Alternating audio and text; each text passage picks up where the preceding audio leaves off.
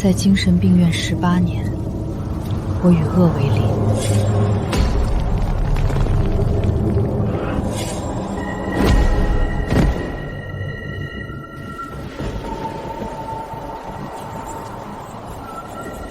我被一群恶人养大，也在这里惩治恶人。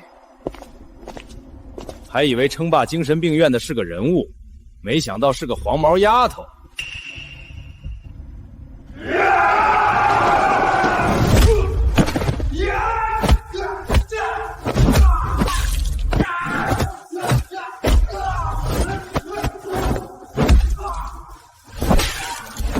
而这天，我得知了自己真实身世。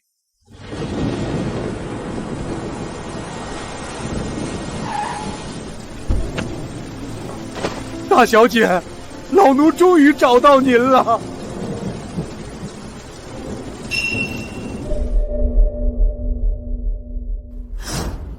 江家，就是荆州首富江家。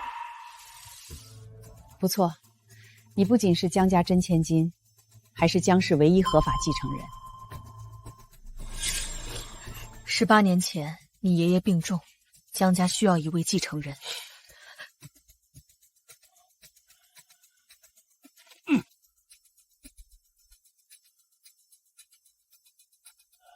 可你的父亲和3个哥哥都不靠谱，老大平庸无能，老二生性暴虐，老三花天酒地。所以你爷爷就把遗产留给还未出生的你，托我保管。谁知生产那天你被报错了，谁知后来在我的精神病院发现了你。那就是说，江家还有一位千金。江家真是个恶人窝。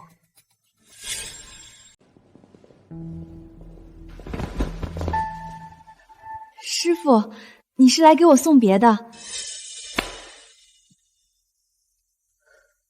陈芳，我是你亲徒弟吗？我是来提醒你，咱们这里的教室该修缮了。你不是千金吗？就拿出15亿，1分钱都不能少。多少？15亿？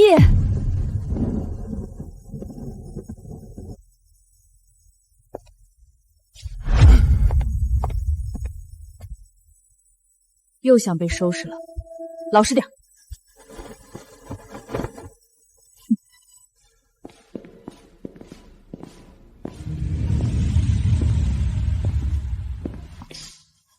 大小姐，这些年您就住这种地方啊？是啊。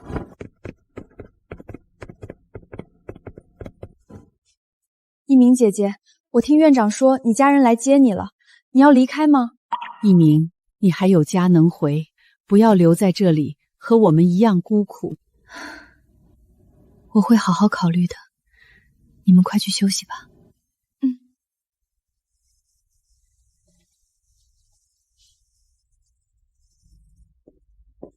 如果继承了遗产，说不定能让他们的日子好过一些。走吧。大小姐，我来吧。真是个奇女子。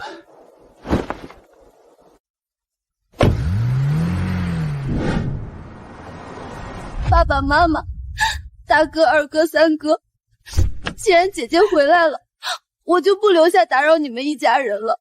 你们照顾了颖儿18年，请收颖儿一拜。只是我一走，你们千万保重身体。你这孩子，快起来！我们怎么舍得赶你走？我只是个养女，怎能留下爱姐姐的眼？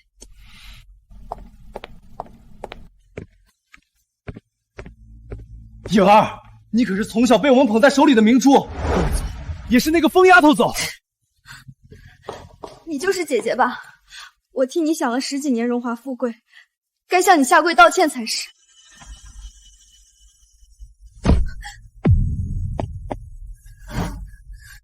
是他自己要跪的，不关我的事儿。我有罪，姐姐若是不肯原谅我，谢在我就去精神病院替你过苦日子。你就看颖儿这么跪着，未免太恶毒了吧？在我们那儿，有错就是要挨打的，打一架也就2000五。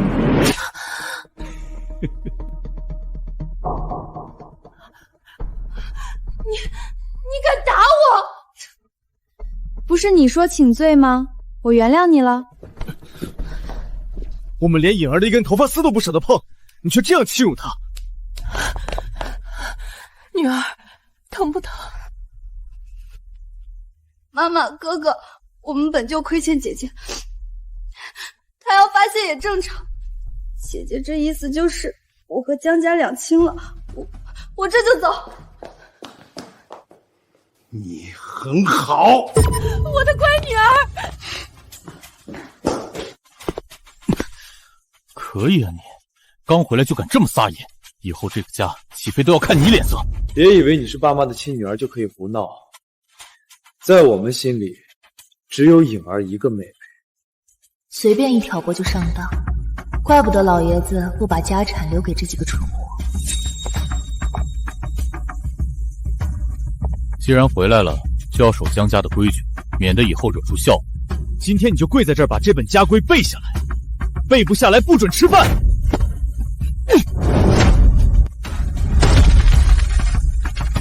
造反是吧？老子今天就把你打服！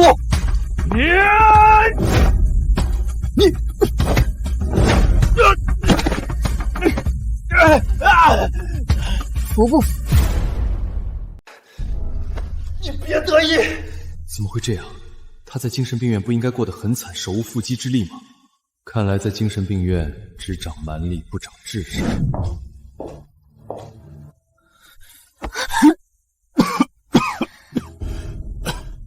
姐姐，你也看到了，爸妈和几个哥哥离不开我，你可千万别生我的气。只要笼络住他们的心，江一鸣，你迟早要滚蛋。颖儿，你就安心留下，我看他能把你怎样。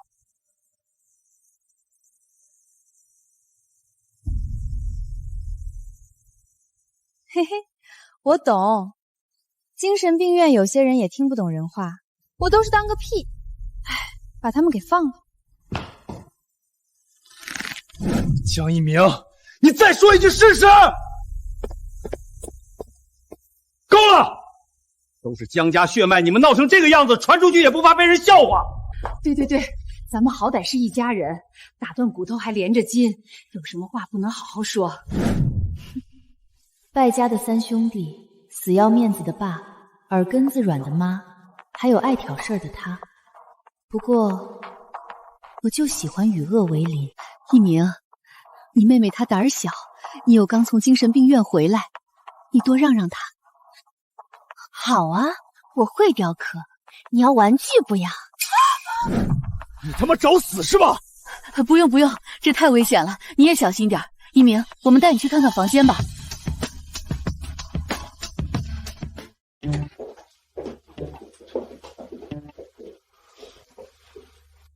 一鸣，这是颖儿亲自给你布置的房间，你看看喜不喜欢？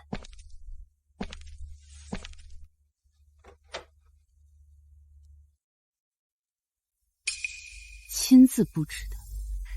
姐姐，虽然我给你准备的都是我用过的东西，但我也是为了互相了解，增进咱们的姐妹情分。虽然是二手的，那也是你在精神病院没见过的好东西，认清自己的身份。妹妹，我一直把你当乖乖女，没想到你这么有活啊！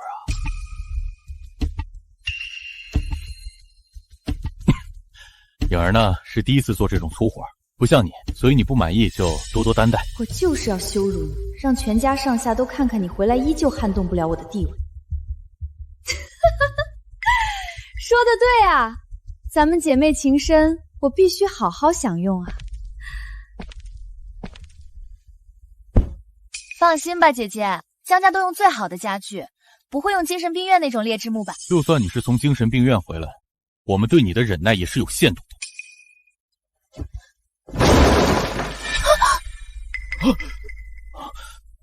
姐妹情有点脆，经不起考验哦。你哪来这么大牛劲儿？大哥，咱这2个妹妹都非池中之物啊。这摔一下可疼了吧？我给你上药好不好？不用不用。这怎么会这样？家里的家具是谁置办的？老爷，夫人，是我的过失，我没仔细检查，才让大小姐受了伤。我才刚回来，又是让被家规，又是床板断了，说不定日后啊，王妈也敢给我脸色看。哼，行了，让你受委屈了，我一定会给你补偿的。站住！要给现在就给，免得赖账。那个房间不赖，我要了。不行，那是我的房间。哎呀，今晚这星星真好看。爸妈，哥哥，终究是我占了姐姐的，我还给她就是。江一鸣，颖儿她有失眠症，认床，你让她怎么了？那就把床搬出来呗。隔这么远我都闻到了一股味儿，真是稀罕事。你胡说八道什么？我每天洗澡换床单，怎么可能有味儿？你们都没闻到，好浓的绿茶味儿啊！江一鸣，你也太过分了，这事儿又跟颖儿没关系，你为什么总是咄咄逼人？就是，大事化小，小事化了得了，我还有事儿呢。真的跟你没关系？就开个玩笑嘛，看把你吓的。既然3位哥哥都不愿看他委屈，那就把你们的房间让出来喽。另外，我的衣食住行全包哦。别缠上我！我还以为真是兄妹情深，不过是利益为先。二哥，你不是最疼我了吗？你说句话啊！颖儿，一个房间而已，我让人重新给你装一个。二哥，那屋的装修我不喜欢，我也要重新装。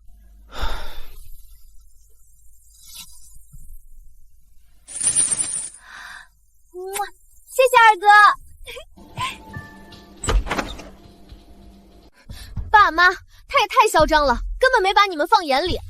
好了，颖儿，明天就是认亲宴，这个关头还是息事宁人得好，免得传出去什么风言风语，对江家不利。哼！江一鸣，你不会得逞的。18年前我能把持江家，如今也能。香啊，这大概是外边唯一的好处了。你就是江家刚认回来的千金。姐姐，这几位都是我的好朋友，你们也认识认识。颖儿妹妹，你姐姐的相貌身材可比你差远了，一样的高定礼服，被她穿得像地摊货。你们就别说笑了，姐姐她从小在京师，流落在外，生活条件不好。不是爱吃吗？把地上的捡起来吃了。怎么不高兴啊？这么馋，在精神病院，你跟你的病友吃的是猪食吗？啊？不仅是个神经病，还是个哑巴。以后再敢欺负颖儿，本少让你吃不了兜着走。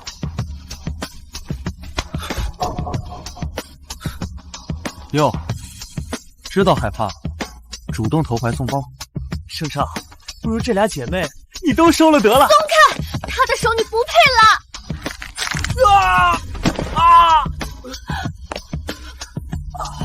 江一鸣，你疯了！他可是盛家少爷。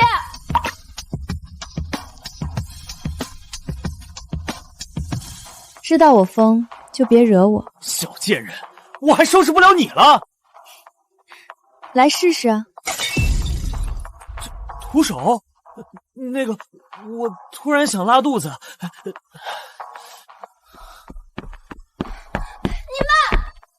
颖儿，多大的人了，怎么还跟小孩子一样斤斤计较？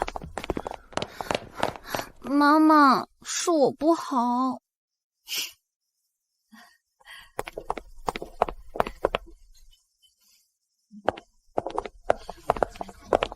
欢迎诸位莅临江家。今天我有一件重要的事儿要宣布，我们江家失散多年的另一个女儿颖儿的双胞胎姐姐江一鸣正式回归江家。一鸣，你放心，从今往后江家就是你的依靠，我们一定会对你们姐妹俩一视同仁的。从今往后啊，颖儿和两位妹妹都是江家的掌上明珠，绝不会让你抢走我的位置。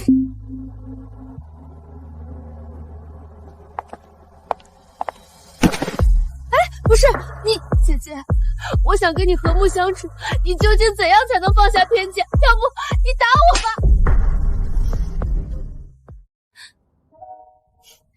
你究竟想干什么？姐姐，都怪爸妈和哥哥太宠爱我，才让你受委屈。我有办法弥补你。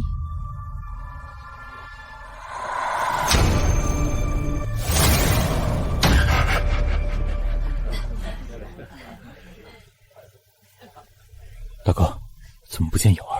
那个小贱人也没影。难道……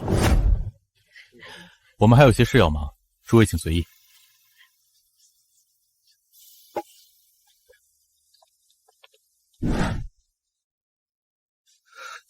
这小贱人把颖儿撂到哪儿去了？大哥二哥，他们在那儿。江一鸣这个贱人，竟然敢这么欺辱颖儿！我非扒了他的皮喂狗！冲动什么？蠢货！就是蠢的卦象啊！你俩什么意思？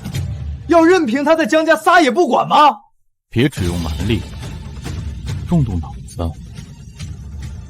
你的意思是，这是个让他滚回精神病院的好机会。荆州有头有脸的人今天都在这儿了，要是让他们看见姐姐霸凌妹妹，别说江家，就是荆州也容不下这号人。爸妈，两个妹妹不见了。什么？刚才我还看见一鸣在喝酒呢。一个掌上明珠，一个流落在外，江家真能平衡得了？一山不容二虎，难保不会为争夺宠爱大打出手。诸位，还请大家帮个忙，一起去找找。走走走，看看有什么好戏。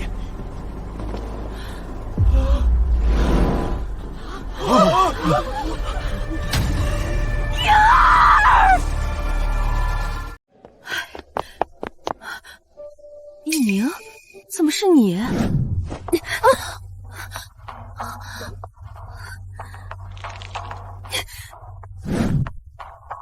你们这是怎么了？妈！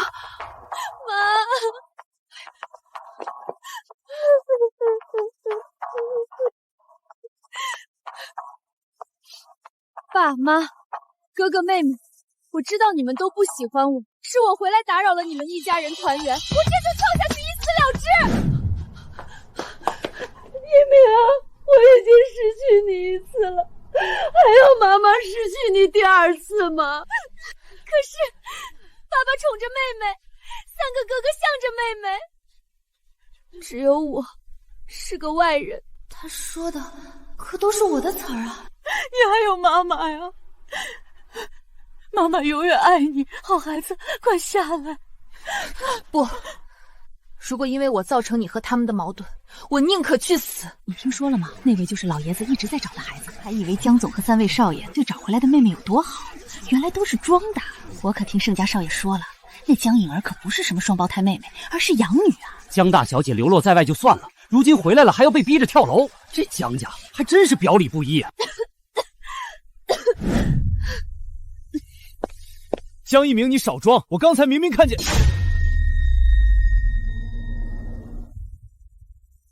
颖儿，你说刚才都发生了什么？我，爸妈哥哥，你们看我脸上的伤都是妹妹打的。他说如果我不滚出江家，就要了我的命啊！这江家养女真是恶毒，替亲闺女享了10几年福就算了，如今连容人之量都没有。就是，哪有一点大家闺秀的样子？有这种人在，江家也是完了。不是这样的，爸爸，你听我说，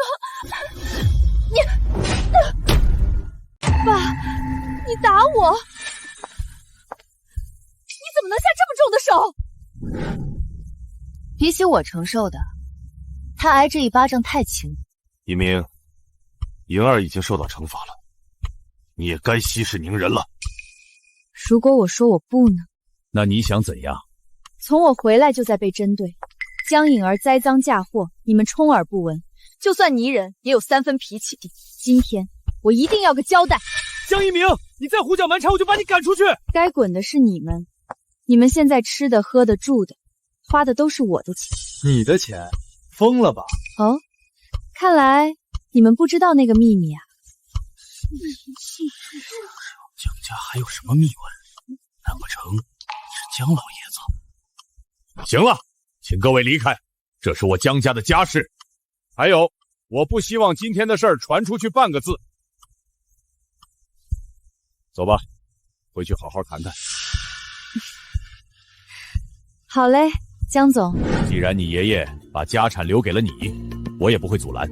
不过，江家继承人不能是个从精神病院出来的混混。什么？那死丫头继承了江家家业？爸，老爷子真是荒唐！江家怎么能交到这种人手里？完了，江家完蛋了。爸，那你打算把姐姐送去哪里读书？普通的学校怕是教不了姐姐。京大附高，那可是万里挑一的名校，以他这智商，能毕业吗？江一鸣，你敢去吗？有什么不敢的？我在精神病院也是德智体美劳全面发展，好吧？全面发展，姐姐是说打架斗殴吗？那确实厉害。一天学都没上过，你识字吗？自取其辱。精神病是不是都这样？打架斗殴，乱咬人。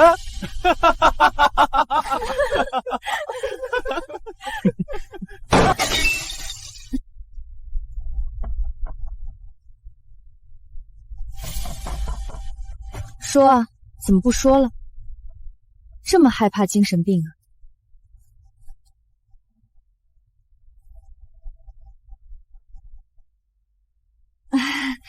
姐姐，咱们一家人开开玩笑，你不会往心里去吧？对对，都是一家人。一鸣，你3个哥哥也是为你着想。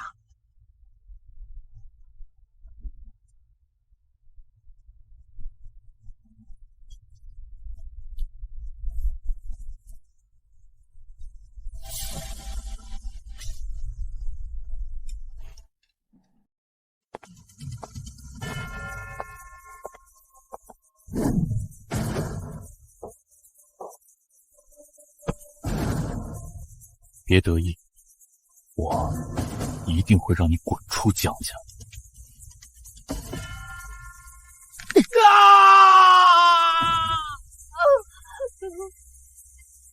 又要做什么？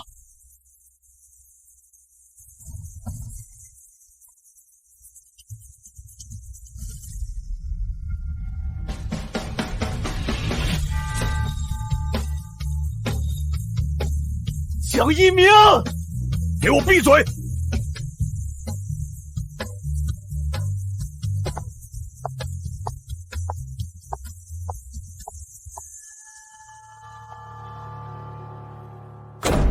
京大附高，有点耳熟。一鸣，你要去京大附高？没错，院长，这个学校事儿多吗？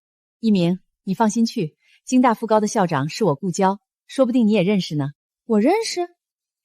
哎呀，不管了，有后台江莹儿就不敢乱来了。一鸣，在江家还好吗？是不是你那个妹妹和几个哥哥排挤你了？排挤我又怎样？在精神病院见过的恶，比他们可狠多了。放心，院长，我应付得来。看来你有法子应付他们了。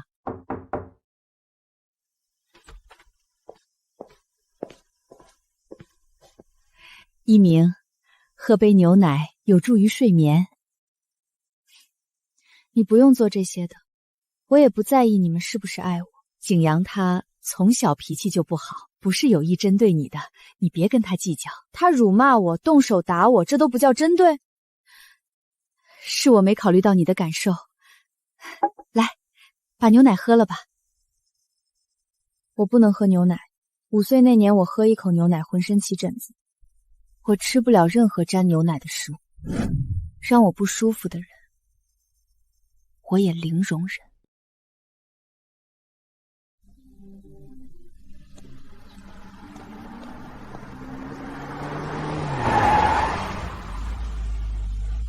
喂，上学啊？要不要上车？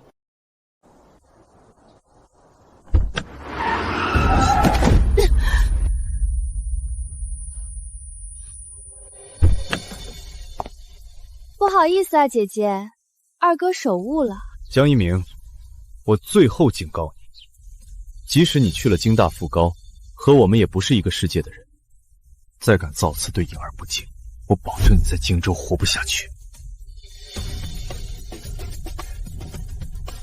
看见了吧，颖儿，只要我出手，那小贱人根本没有还手之力。二哥，你真好。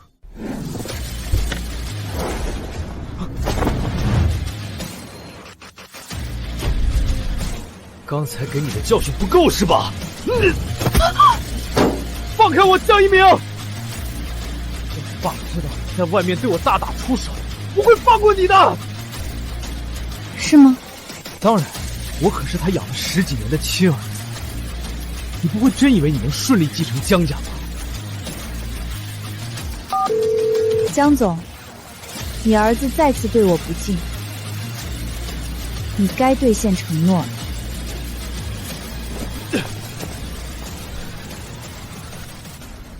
二少爷，赵叔，是不是我爸让你带人来教训他的？你们2个，赶紧把那个贱人拖到地下车库，好好教训一下。记得给我往死里打。你们干什么？我爸是让你们来教训江一鸣的。二少爷，老爷说了要把你送去国外读书，没有他的允许，你永远不能回国。放开我！放开！我可是江家2少。委屈你了，大小姐。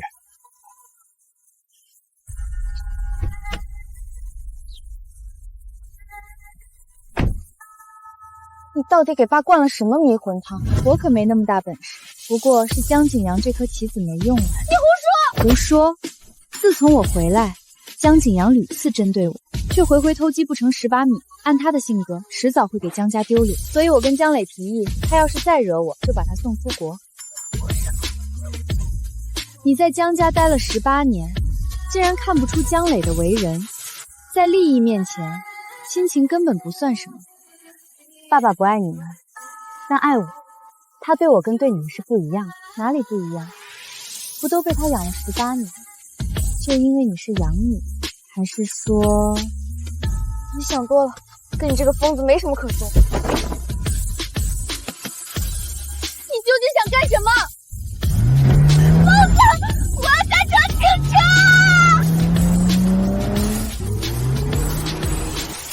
这个妹妹刚回来没几天，就把凶神恶煞的二哥解决了，真是好手段。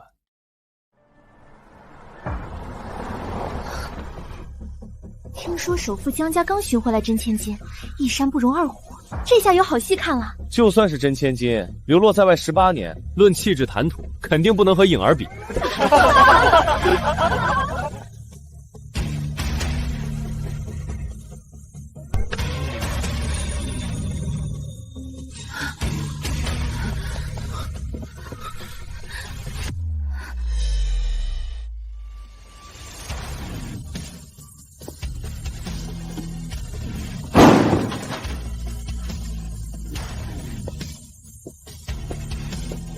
同学，这里有人吗？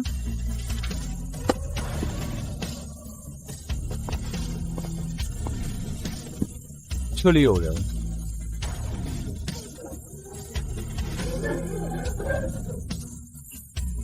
这就是给我的见面礼。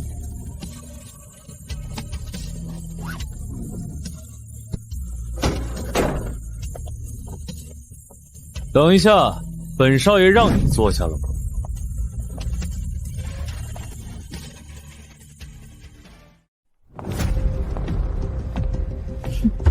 盛大少，你的手不疼了？上次是我放松警惕了，这回要你好看。姐姐，你别嘴硬了，老老实实给泽少道个歉。有我给你说情，说不定上次的事儿泽少就不跟你计较。不识好歹。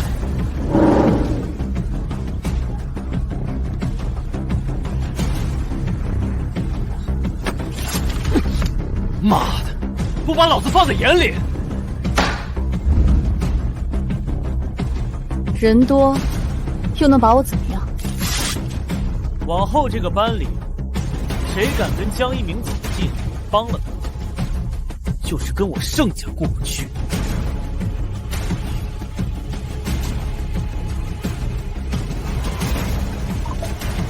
怎么，你盛家是高速公路啊？还管谁能不能过？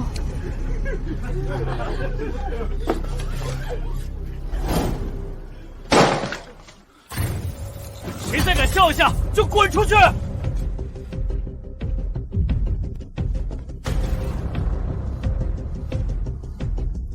今天不把你打死，老子不姓盛！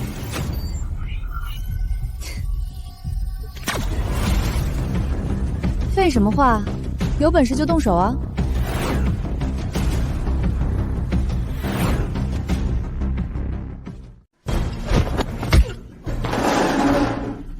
你一个女生哪来这么大力气？你们这叫校园霸凌，懂吗？是又怎样？你看他们敢说出去半个字？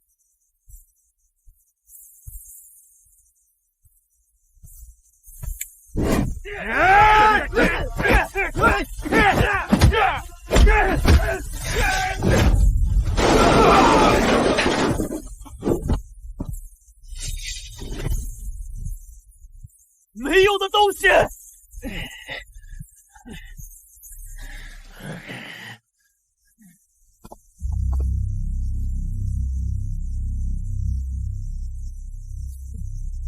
现在知道害怕，晚了。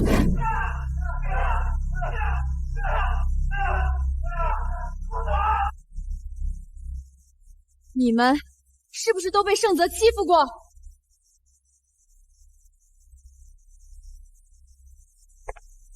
刚才你们都看到了，是盛泽带人挑事儿，这是校园霸凌。我已经把录下的视频发给校长了，是非对错他自有评断。你认识校长？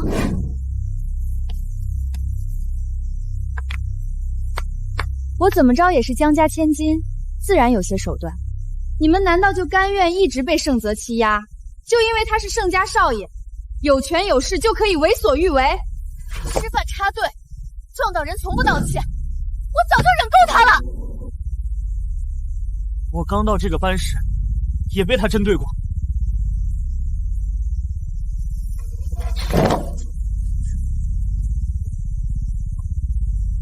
现在，你们敢不敢对盛泽和江颖儿的霸凌反抗回去？你们想干什么？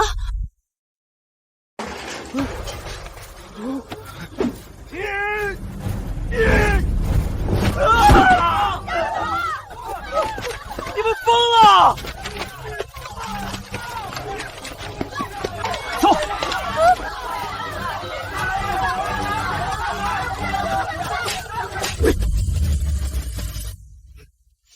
谁呀？敢打本少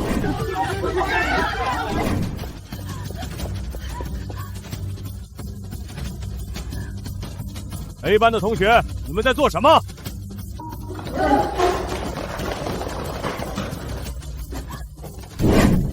校长，他刚在学校打人，你快处罚他！是我打了他们。们几个先去医务室看看，下面的事儿我来处理。江一鸣，走吧，我们谈谈。入学第一天就被约谈，我看你怎么跟爸妈交代。爸爸妈妈，姐姐实在太过分了。这是那个小贱人打的。我不过是想让他跟盛家少爷道歉，他就煽动全班同学打我。爸妈，我往后哪还有脸在学校待啊？二小姐从小娇弱，被打得这么严重，万一留下疤痕，往后怎么见人啊？爸，那小贱人真是给江家丢尽了脸，她显然不把你放在眼里啊！入学第一天就给我找事儿，真以为我动不了她？站住！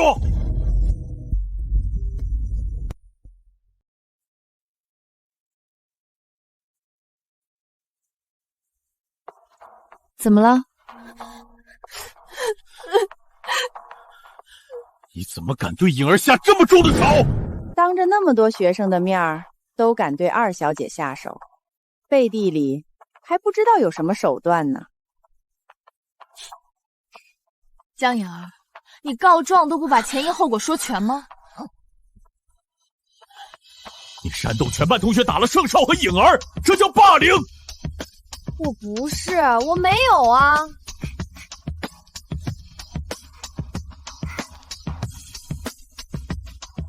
一鸣，你这次真的太过分了。我过分？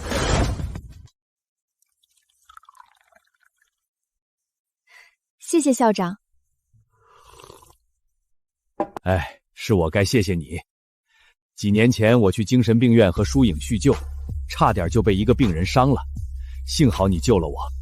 原来是你啊，校长，怪不得院长说我可能认识。不过盛泽和江颖儿为人霸道，我也不能时时刻刻维护着你，你可要保护好自己。我自己能应付得来，只希望您如实告知今天的事儿，并且全校通报。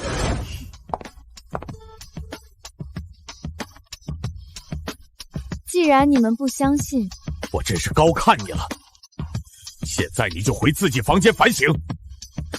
你让我把话说完。还狡辩什么？敢在学校殴打亲妹妹，你这种人不配读书，更不配留在江家。王妈，把他的东西收拾了丢出去。是，大少爷，我这就去。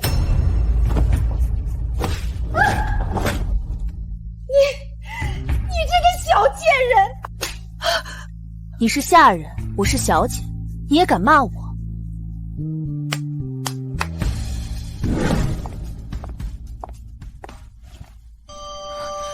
别愣着了，坐下来谈谈。霸凌者另有其人，我的话你们不信，校长的话总该信吧？是他的号码没错，不过你凭什么断定校长会为你说话？我没做过的事，问心无愧。校长自然实话实说。哼，而且今天我是跟他在叙旧，根本不是被谈话。京大附高的校长，多少人约都约不到，跟你叙旧，做梦的吧？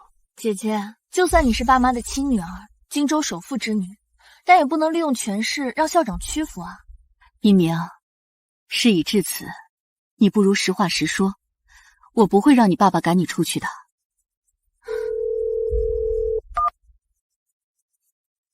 张校长是吗？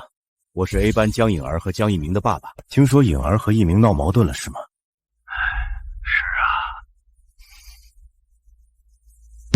但是江颖儿和盛泽同学霸凌同学在先，江一鸣和其他同学也是不得已才反抗的。这事儿我已经全校通报了。好嘞，给校长添麻烦了，您先忙。爸，我也是被逼的。委屈有什么用？现在全校都知道江家千金霸凌同学，你让我的脸往哪儿放？我错了，爸爸，我知道该怎么办了。江颖儿犯了这么大错，江总你不惩罚，这要传出去，江家岂不成了毫无规矩、是非不分？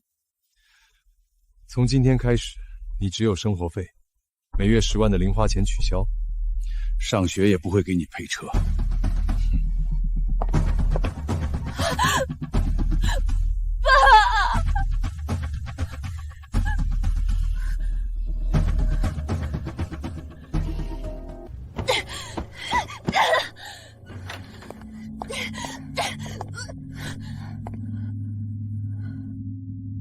你怎么来了？别生气了，颖儿。我从小看着你长大，你哪受过这种委屈？姐姐才是江家真千金，我只是个冒牌货。有她在一天，我注定在江家没有容身之地。你放心，我绝不让你受委屈。那个小贱人，我有办法收拾她。颖儿一向温柔，怎会引导王妈去害人？难道她从前都是装的？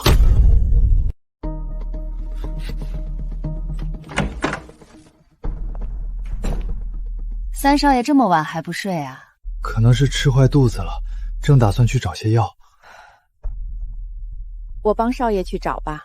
不用不用，我这会儿好像没事儿，你去忙吧。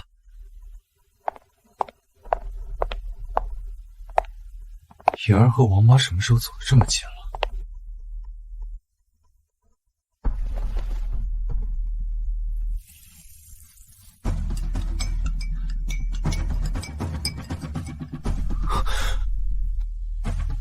这破函数也太难了吧！到底是谁发明的？太可恶了！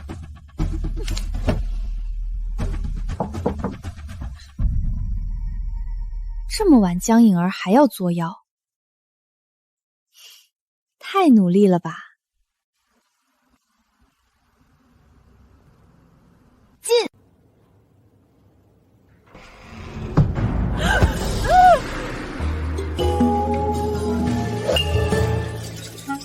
你怎么来啦？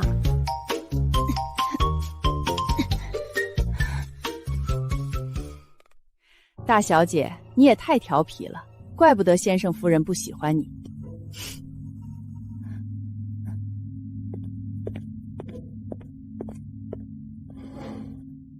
怎么，江颖儿让你来害我的？哪儿能呢，大小姐，这几天事儿比较多，夫人担心你晚上睡不好，特地让我送一杯助眠牛奶。是吗？是啊。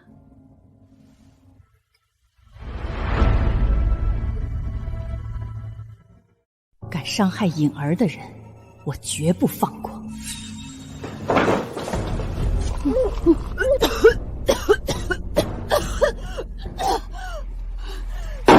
你这个小贱人！刚才还一脸谄媚，现在怎么连装都不装了？大小姐的行为都不是正常人能干的，我就是被吓到了。幸好放的是过敏药，不是毒药。助眠牛奶，你吐了还怎么助眠？总不能是这牛奶放了不该放的东西吧？江一鸣，那牛奶你不能喝。走，我带你去看医生。是他喝了。王妈，你怎么敢？三少爷，你这话什么意思？你怀疑我害大小姐？这个王妈不简单，我不能打草惊蛇。这牛奶可是从英国空运回来的，她不配喝这么好的牛奶。配不配不是你说的算。三少爷，你为什么打我？这一巴掌是警告你送错牛奶，什么身份做什么事，不准擅作主张。出去。是。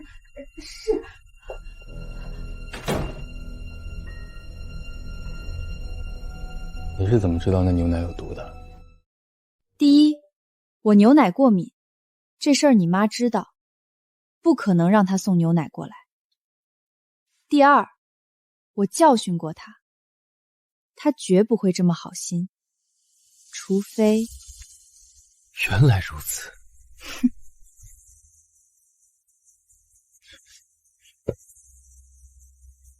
你明知道我刚才是救你的，为什么踩我？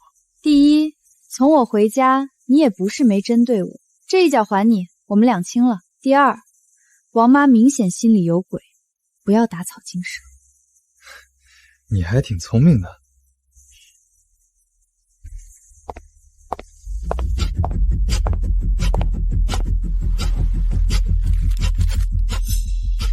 感谢你上次帮我们教训了盛泽，这是感谢你的。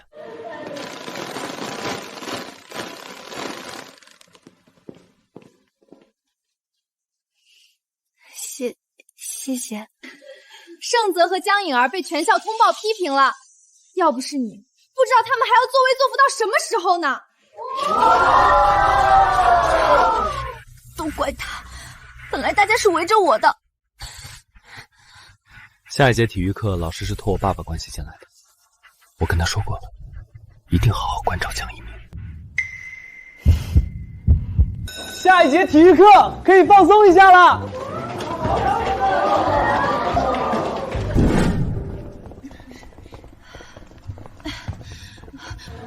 我先去个卫生间。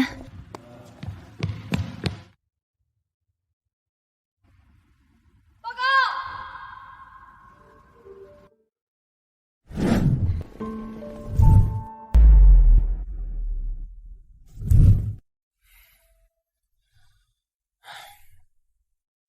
盛少，你这是怎么？老师，你在学校叫我盛同学就好。我啊，被同班一个女生针对了。你可是盛家少爷，谁这么大胆，敢针对你？老师，人外有人，天外有天。他家世好，仗着有些拳脚功夫，根本不把任何人放在眼里。下节课您见到他，还是躲着他吧。放心，盛少，你父亲与我有恩，我一定会帮你教训教训他。第一次上我的课就迟到，果真傲慢。今日必定好生教教你。每个人都要带上护具，待会儿看我示范，你们再2两一组进行训练，得分越多，学分越多。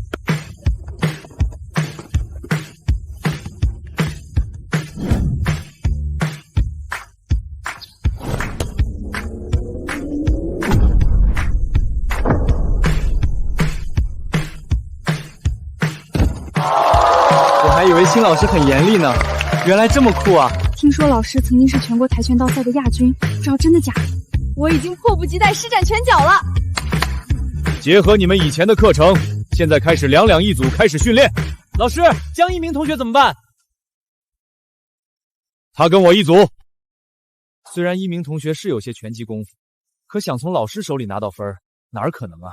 那没办法，他刚转来，没有固定队友，但愿老师脚下留情吧。荣幸之至，跆拳道高手是得好好切磋一下。我记得师傅当年也是全国跆拳道冠军来着。江一鸣同学迟到就算了，态度还如此儿戏，可见对这节课十分自信啊。不敢不敢，我那就是3脚猫功夫，登不上大雅之堂的。既然如此，我给你5次机会，只要你有1次达到我刚才的水准，这节课我给你满分。如果你1次都没有做到，期末我会给你挂科，当做你不敬师长的惩罚。好。看起来老师不是很喜欢江一鸣啊。刚才老师那一下，没几年练习可达不到那腿力。颖儿，你就看他怎么成为笑话吧。老师，如果我一会儿踢倒了这把子，你可愿意跟我比试一番？混了几年社会，学会打架斗殴，就以为自己能和专业人士抗衡，真是不自量力。一鸣，你知不知道老师是什么水平？你就算要逞强，也不用这么拼啊！江一鸣，别怪我没提醒你，你连张老师的一招都接不住，识相点就赶紧为自己的无礼道歉，省得待会儿哭着求饶。一鸣，你赶紧跟老师道个歉，老师还能不跟你计较？江一鸣同学敢于挑战是好事，就算待会儿不敌我，我作为老师也会手下留情的。那就请老师多多赐教了。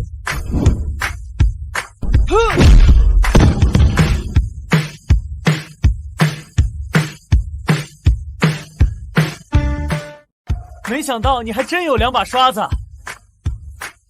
这怎么可能？那一招没几年跆拳道经验不可能做到，难不成我真的小瞧他了？有几个月没练了，看来技术没有退步。师傅要是知道，肯定高兴。我可没给他丢人。老师，我刚才那一腿怎么样？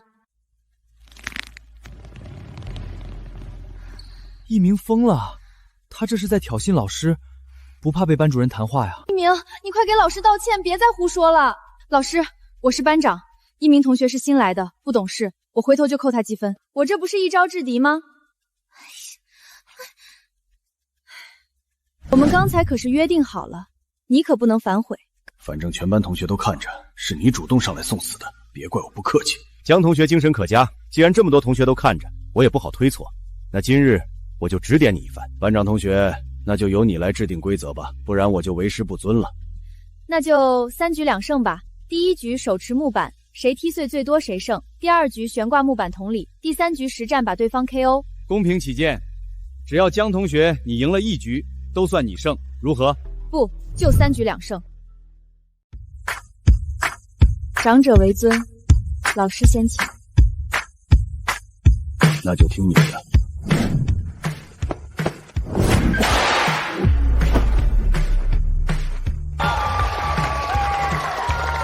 我看江一鸣能玩出什么花来。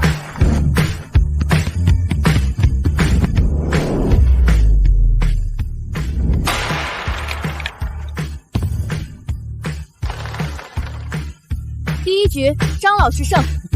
还整后手出场，装什么高手？姐姐，这可是最简单的一关，你碎掉的只是张老师的一半。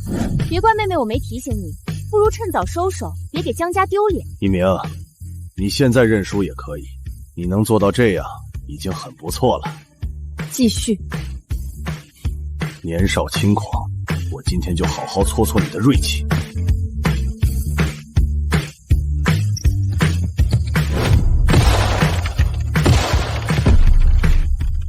碎了9/10，江一鸣，你还不认输？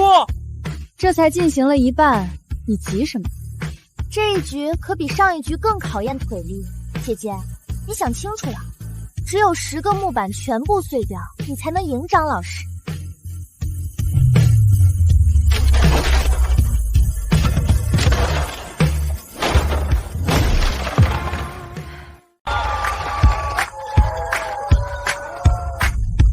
这一招似曾相识。怎么样？姐姐，你别高兴得太早，还有一次比试，你无论如何都不是张老师的对手。江一鸣，张老师可是曾经是全国跆拳道亚军，几十年如一日训练，你拿什么赢？我记得师傅好像是跆拳道冠军，后来被污蔑使用兴奋剂才精神失常。江一鸣同学，如果你害怕就不要继续了，你已经赢了1轮了，我不会同一个学生计较那么多。张老师这么多说辞，会让人以为您不敢了。你，江同学如此自不量力，我就好好指导指导你。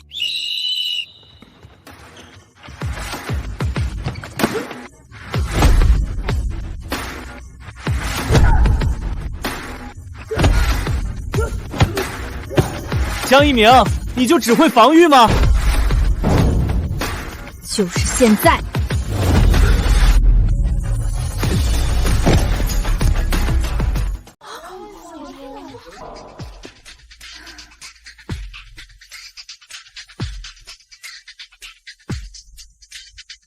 他怎么会这一招？多少年了，我还是赢不了他吗？一鸣，你怎么什么都会啊？我太崇拜你了。那是因为在精神病院，什么样的天才都有。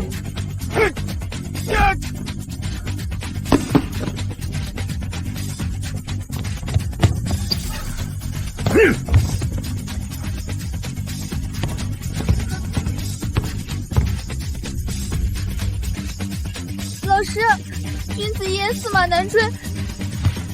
大家都看到了，这场比赛公平公正。你的师傅是谁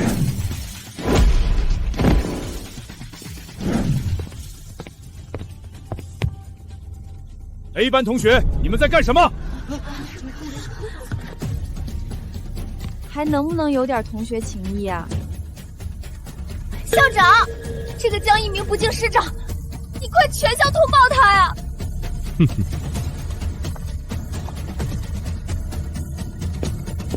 害我被全校通告丢尽了脸，这次你等着被开除吧！校长最讨厌学生仗势欺人，一鸣却打伤老师。校长，是我作为班长的失职，你要通报带上我一起吧。一鸣，你这脚踢得真不轻，还好是我，否则可以直接进医院了。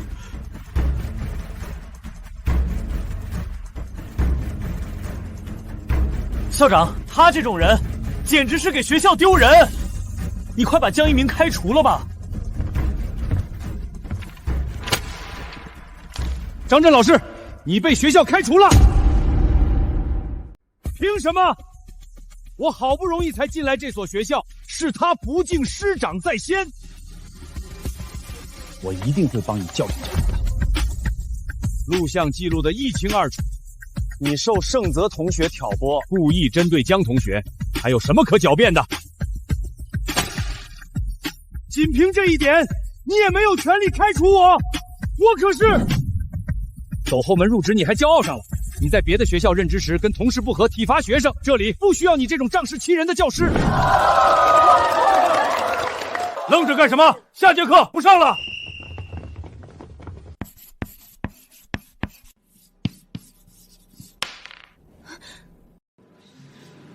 上学比在精神病院还痛苦。江一鸣同学，你来回答一下，下一句是什么？姐姐，这可是高一学的，你连这都不知道。天生我材必有用，千金散尽还复来。天生我材必有用，千金散尽还复来。这是李白的诗。算你运巧。天生我材必有用，我不能辜负爷爷和院长的期待。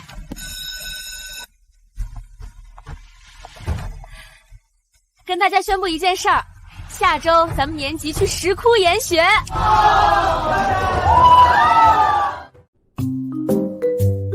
去山里研学，夜里气温低，我给你多拿些厚衣服。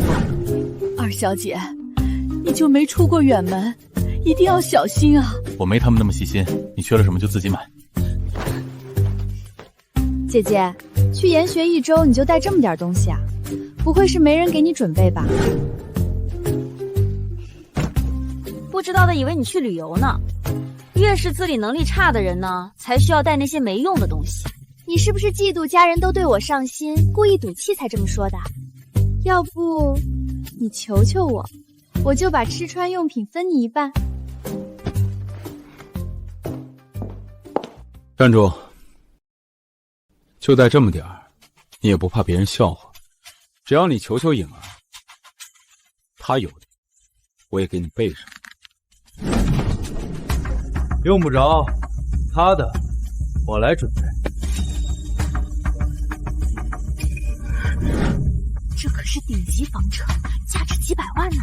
三少爷平时吊儿郎当的，一涉及二小姐，他就十分上心。开门，妹妹，这些都是你的。三哥对我真好。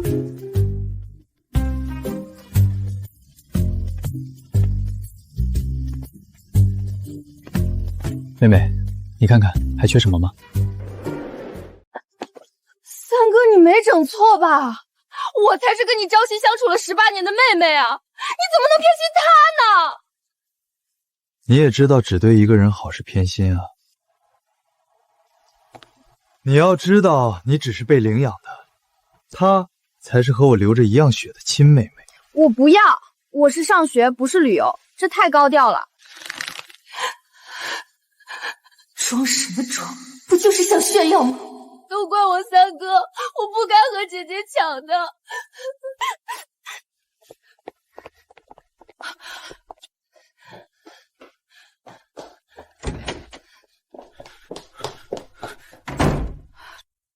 不管你这么做是为了什么，都太过分了，挑起家族内部斗争，很愚蠢。爸爸，如果不是当年我亲眼所见，我真的会认为江家很美好。你是个负责的丈夫和父亲。从前三哥都对我唯命是从，今天这是怎么了？难道……终于还是来了。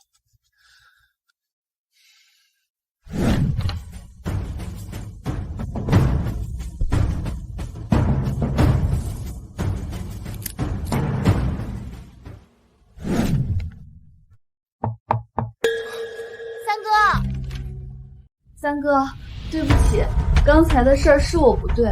一鸣毕竟是爸妈亲生女儿，可我也跟你们有18年情分在，你怎么能那么对我呢？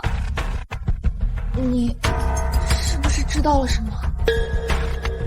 你在学校联合盛泽针对江一鸣，你以为我不知道吗？凡事都有个度，物极必反，你懂吗？对不起，三哥，我没想到他才刚回来几天，你们关系就这么好了。我是为了江家，他身上流着江家的血。你走吧，只要你好好的，从前的事儿我可以既往不咎。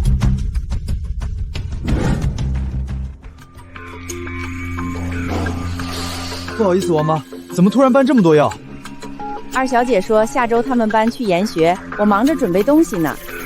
我也去给妹妹们准备一下。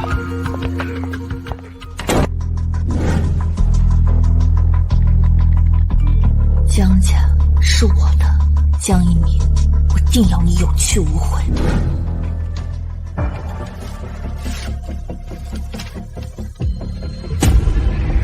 这怎么可能？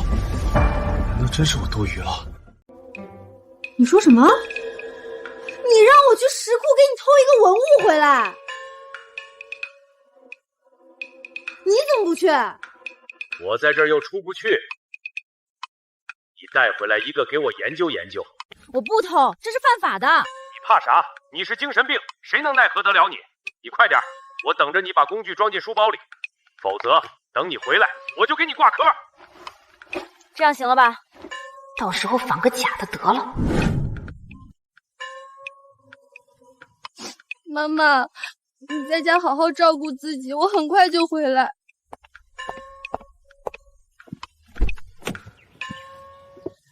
研个学怎么跟生离死别一样？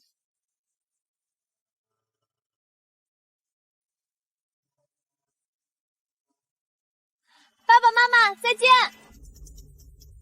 像你这样从小没人要没人亲的，自然不懂亲情。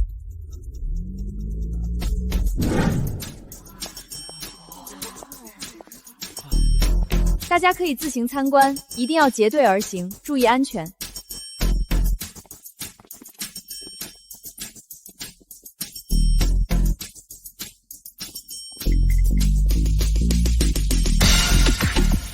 那老头子究竟喜欢这什么啊？这应该没人发现吧？江一鸣，你妹妹她不见了。跟我有啥关系？你不是她男朋友吗？再不行，你找老师啊。江一鸣，你和颖儿不和的传闻，荆州人尽皆知。如果她今天出了意外，而你毫发无伤回去，荆州媒体会怎么议论这件事？怪我好事，要是因为她影响我继承遗产可不行。老子真服了，好门屁事真多。他在哪儿不见的？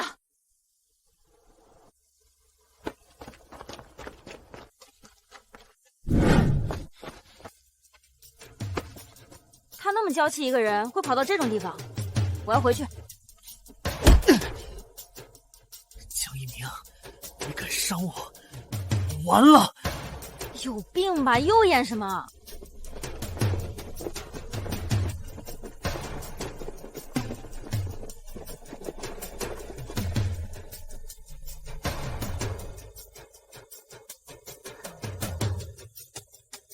你敢伤害我，我盛家保镖自然是要护住你。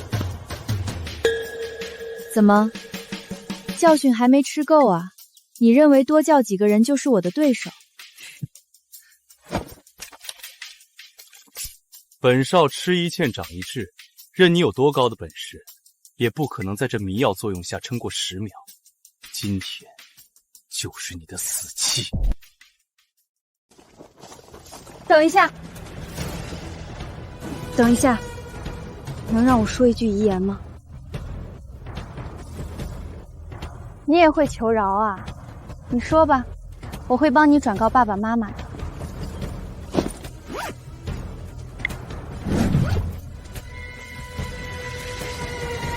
来吧，今日谁替谁转告遗言还不一定呢。你他妈出门随身带防毒面具！运气运气，你们愣着干嘛？上啊！等会儿，撤！今天计划取消。少爷，这就是个黄毛丫头，你怕啥？我说了，穿！少爷，您就瞧好吧，看我怎么帮你教训这个不知死活的丫头。有我们4个在，保证让她吃不了兜着走。今天拿不下她，我往后倒立走路。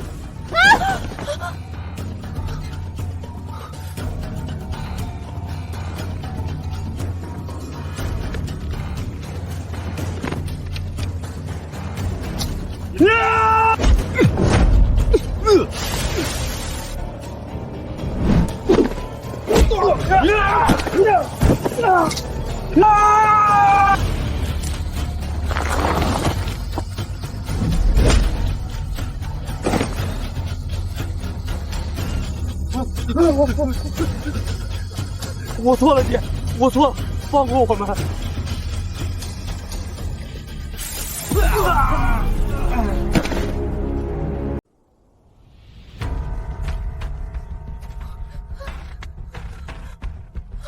姐姐，都是他叫来的人，跟我没关系的。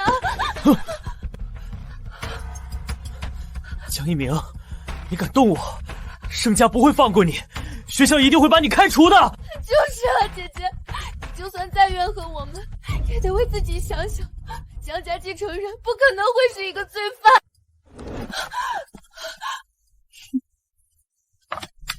你们是不是忘了，我可是精神病？那我做出一些反常行为，也算合理。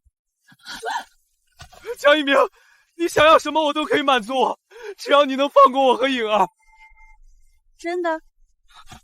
当然，我知道江老爷子把江家留给你了，我可以跟你联姻，巩固地位，届时江家自然是你的了。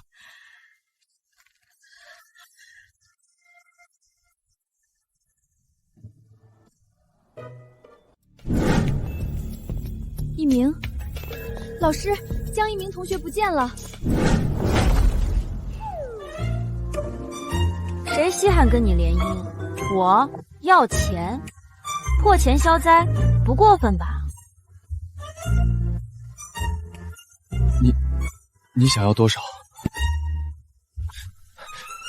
？5000万是吧？我现在给你转。No No No， 是5个亿。你疯了！我哪来那么多钱？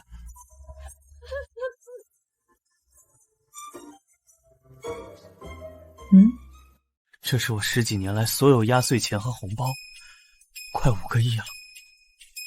5个亿买盛家少爷杀人未遂的新闻，你这是赚了。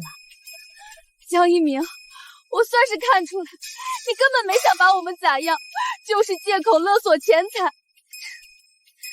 总算是聪明了一回。快把卡还给我！敲诈勒索，信不信我报警了？话可不能这么说，你盛大少派遣保镖威胁我人身安全，我这是正当防卫啊！你们赔点精神损失费，这很合理啊。 巧言恋色，刚才那几个保镖是怎么威胁我的？我都录音了。你确定要报警？还有地上那些都是证据。你江一鸣、江颖儿、盛泽都在哪儿啊？一鸣，你在哪儿？江一鸣，你高兴得太早。如果老师亲眼看到你把我推下山崖了。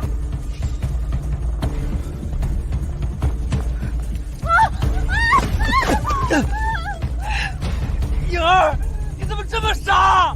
拿命栽赃我，短剧看多了吧？姐姐，求求你放过我吧，我绝不再回江家。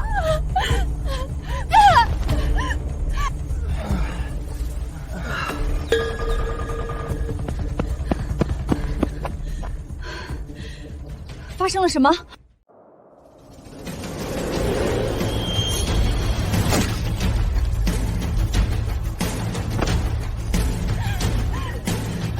放开我！坚持住，用力！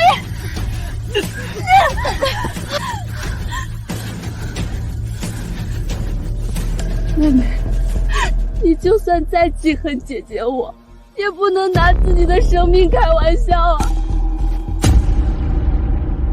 老师，我是被姐姐推下去的，他不想让我再回江家了，也不愿我和盛泽走得近，所以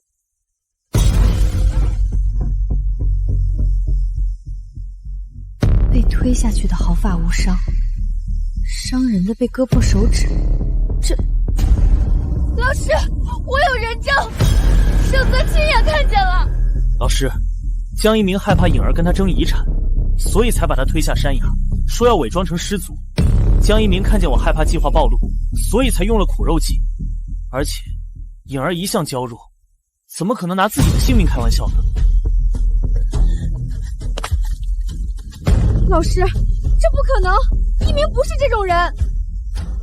班长，那你有证据吗？有句话说得好，知人知面不知心啊。一鸣，你有证据吗？你拍的视频只能证明盛泽蓄意伤害，跟我有什么关系？老师，我有话说。这下人证又多了4个。江一鸣，我看你怎么摆脱这一局。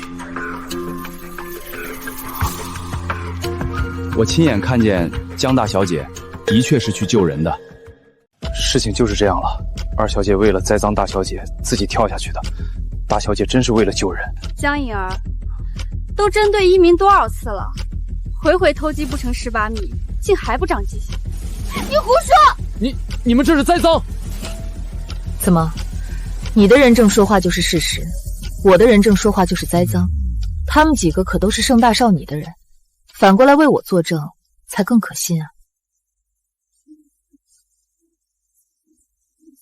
吃里扒外的东西，回去看我爹怎么教训你们！这样闹大了，几个学生难办，学校更难办。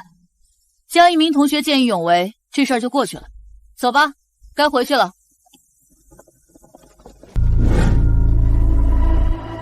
老大，你为什么要帮江一鸣说话？他都那么对我们。咱们没干掉江一鸣，你觉得盛少和盛总会放过我们吗？不如卖给江一鸣一个人情，大事化小，盛总也不会再计较了。那个同学，你这一身功夫在哪儿学的？教教哥们儿几个呗，我们可以拜你为师。真的？你们愿意拜一个高中生为师？反正我们在盛家肯定混不下去了，不如另找山头。好啊，那你们以后就是我徒弟了。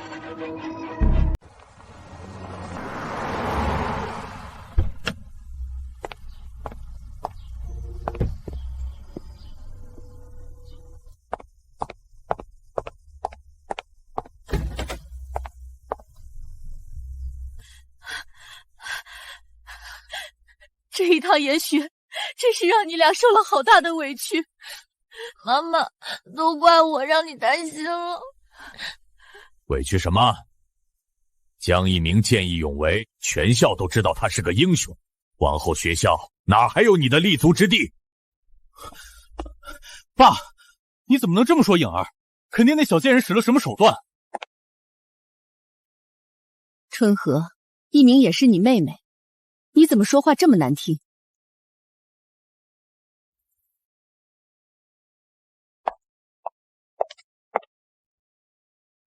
爸，再这么下去，我们谁都奈何不了那小贱人了。江家真要交到这种人手里，一招不能制敌，就是无能。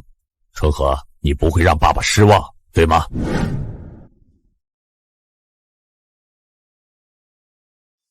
院长，那5个亿打过去了。你呀，自己出了那么大的事儿，还只惦记别人。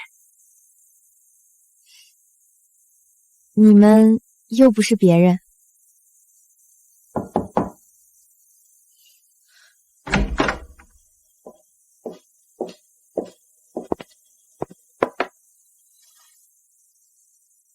一鸣，这几天我想了很多，除了在家，你在哪儿都好。也许是这个家的问题，忽略了你的困难和感受。我也没有什么困难。一鸣，我们已经错过很多年了，给妈妈一个弥补的机会，好不好？好。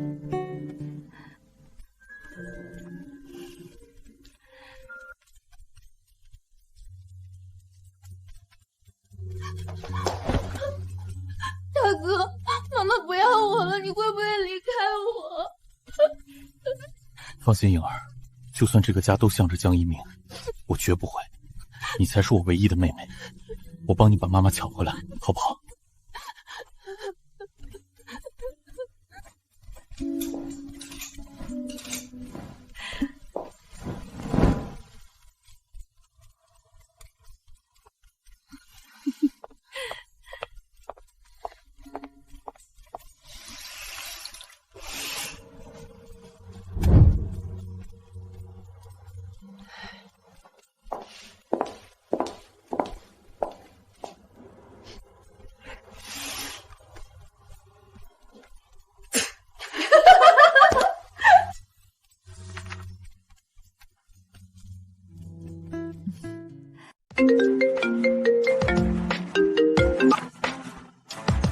妈，颖儿不见了，你快回来！什么？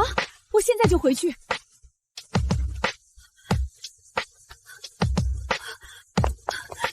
一鸣，你妹妹不见了，你拿着这张卡去买些自己喜欢的。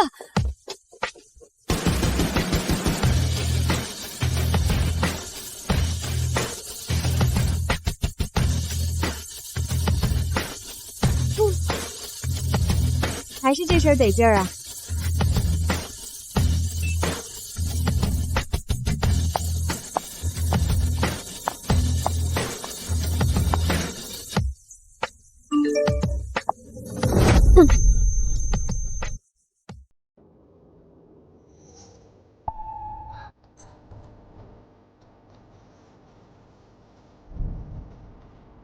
我是首富江家的女儿，你们敢？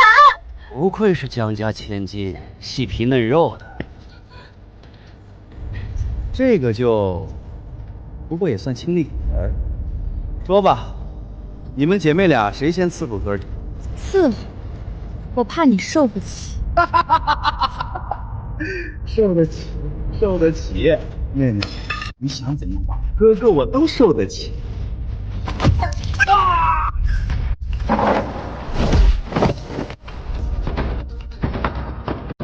垃圾！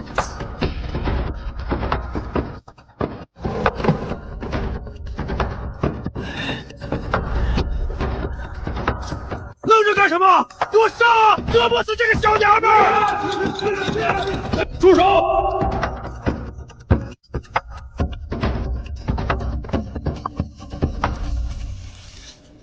你们也是道上的？你们是泽少的人。他知道我被绑架，让你们来救我的。不对呀，大哥怎么会把计划告诉他呢？江大善没说有这一派，难道还是别节外生枝的好？几位大哥是来分一杯羹的。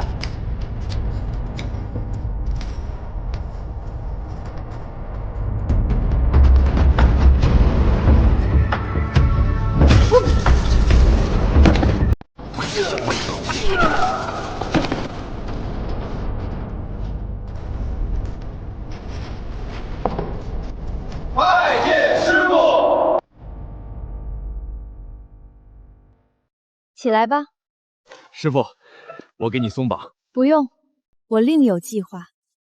就这60个委屈玉的渣男，你们什么时候成了他的人啊？给老子闭嘴！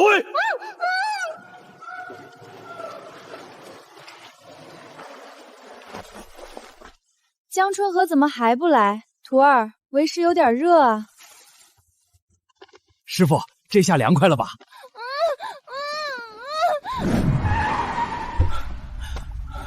春和，你确定颖儿被绑在这儿了？我的人都找到颖儿手机的定位了，错不了。江一鸣，这会儿你估计被折磨得半死不活了吧？在生死面前，妈妈还是会选择颖儿，看你有什么脸面在江家待下去。老大，来了来了！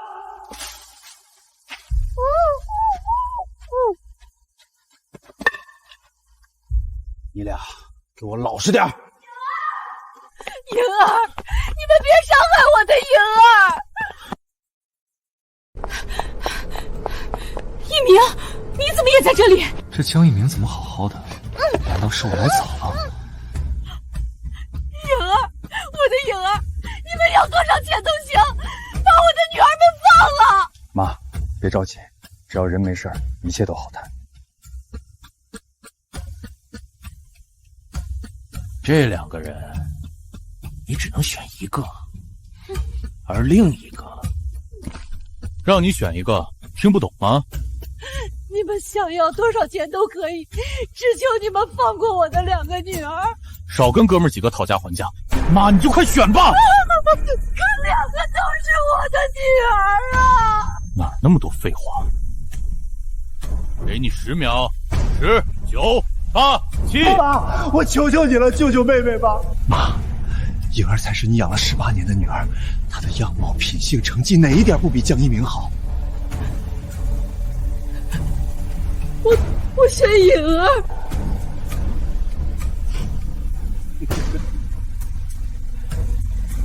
选完了，你们该放人了。不是说了选颖儿吗？这群蠢猪，这也能放错人？我是说了选一个，可我没说被选的那个人是生是死啊！把亲闺女抛弃了，亏江家人做得出来，敢反水，这到底怎么回事？这个就叫恶人自有恶人磨。这样吧，你想救人，我帮你啊。一鸣，妈知道你有本事，求求你救救你妹妹吧。江大少，俗话说得好，人在河边走，哪有不湿鞋？这世上总不能你算计别人，不能别人算计你吧？我知道这小杨女是你们全家的心尖肉，这样，5个亿，我立马就放了她。我没有5个亿。江少，我们之间可是有秘密的。如果你还想坐稳江氏总经理的宝座，就乖乖听话。小人！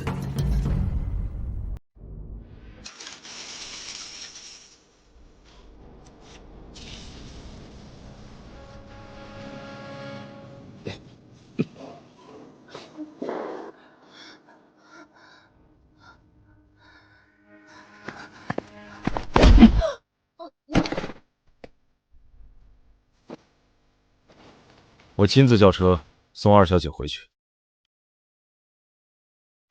那个，我突然想起有个东西落那儿了，我去取。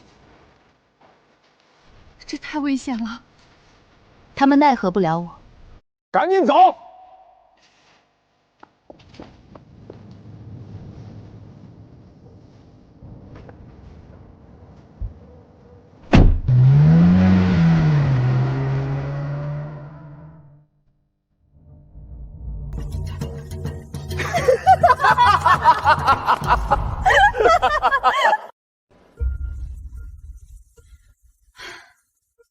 这里边1人5000万，剩下的归我，怎么样？跟着我好好干，等我继承江氏，有你们的好处。把这几个给我叫醒。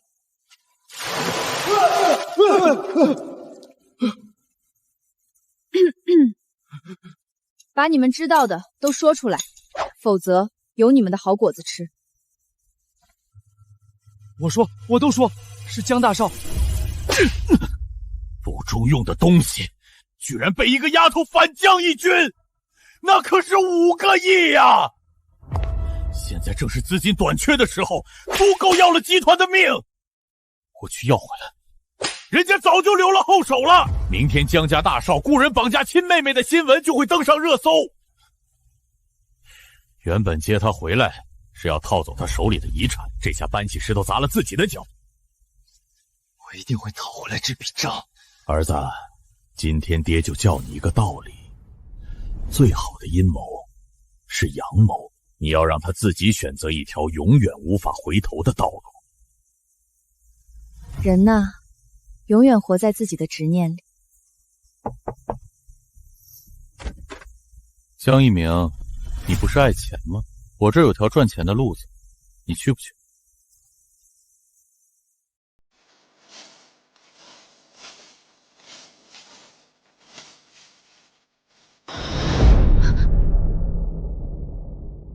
？2位留步。江少，最近查得严，你可以，他不行。他是我答应杰森老板的猎物，今晚最大的惊喜。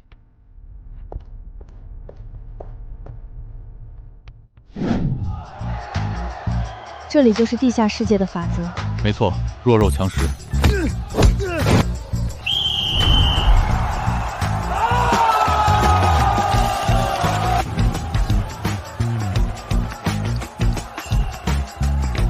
这就是你说的赚钱的路子。赢一把300万，就看你有没有命拿了。妈的，又输了！今晚已经15连胜了，不愧是鬼王。你还要赌吗？杰森老板，看看我给你带来了什么惊喜。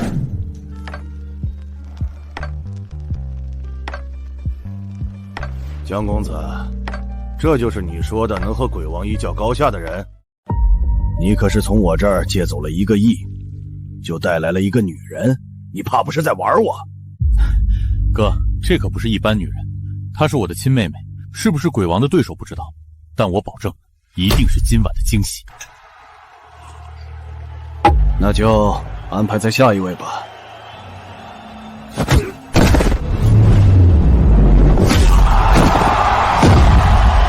鬼王引以为傲的超人拳，至今无人可破。今晚要么江一鸣被打死，要么和鬼王过2招，抵了那1个亿。反正我怎么都不亏。江小姐，接下来该你喽。诸位，这位小姐是今晚鬼王的最后一位对手，你们是压她还是压鬼王？咱这儿开这么久，还是头一次看见小姑娘上台。第一次上台就对上鬼王，算他倒霉。我已经输3把了，这把只要我把全部身家压鬼王，一定能成倍赚回来。看来这是有史以来最没有悬念的一局。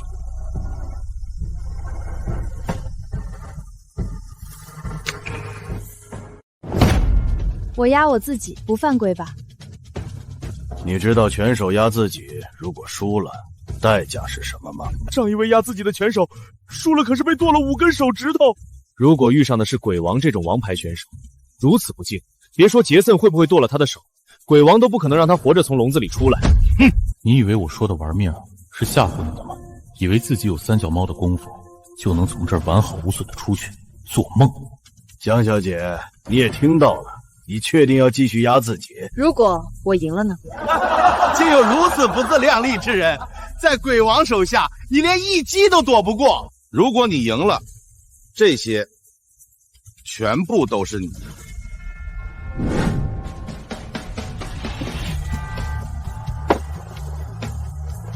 我敬你有几分勇气，签下生死状，刚才的话立即生效，你敢吗？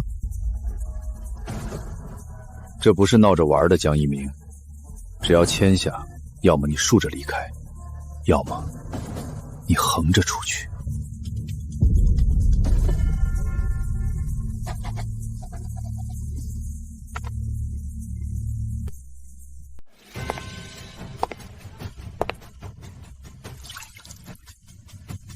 今日，由我来终结你的荣誉和罪恶。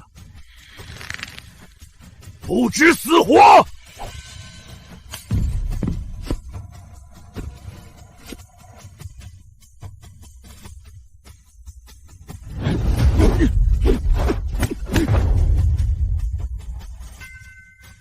还真让他躲过了鬼王1击，接下来可就没那么好运了。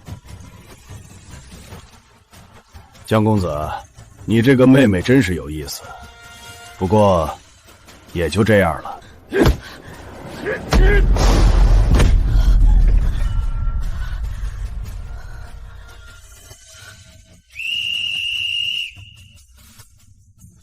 连续2次撞壁，自动判输。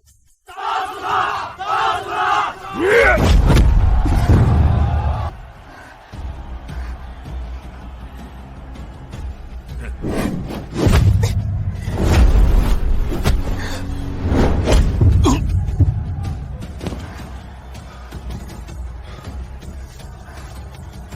不跟你小打小闹了，现在我就了结你。他这是要……鬼王生气了，他要用独家绝技超人拳终结敌人，血腥暴力才是真正的视觉艺术。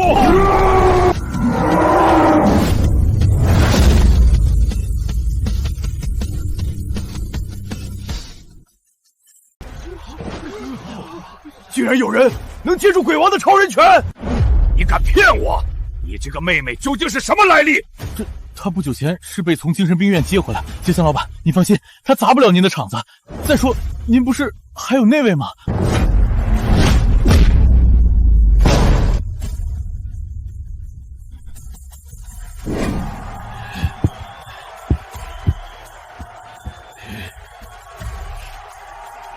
有意思。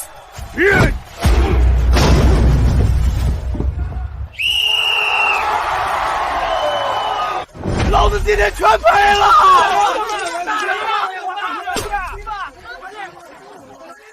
废物！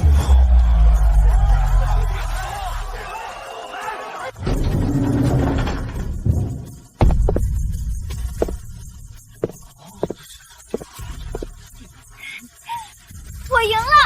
说话算话啊！这些钱都是我的。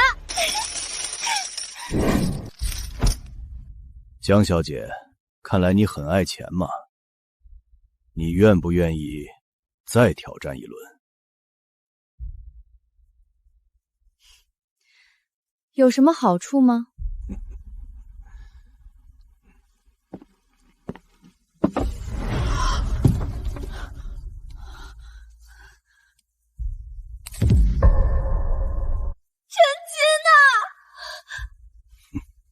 当然，我这儿有个人喜欢挑战高手，只要江小姐赢了他，这些黄金连同刚才的筹码，我一同奉上。好啊，奉陪到底。难道是那位？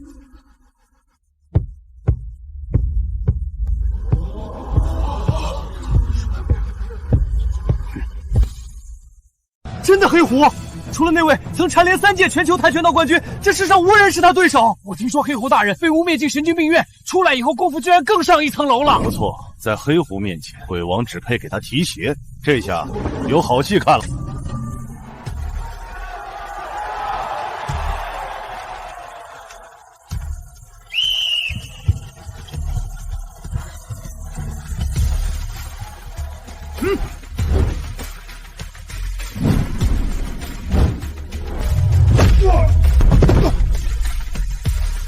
小丫头，陈芳是你什么人？我老师。这怎么可能？陈芳当年被污蔑使用兴奋剂，进了精神病院。我为了向他讨教一番，才设法进去。你怎么可能？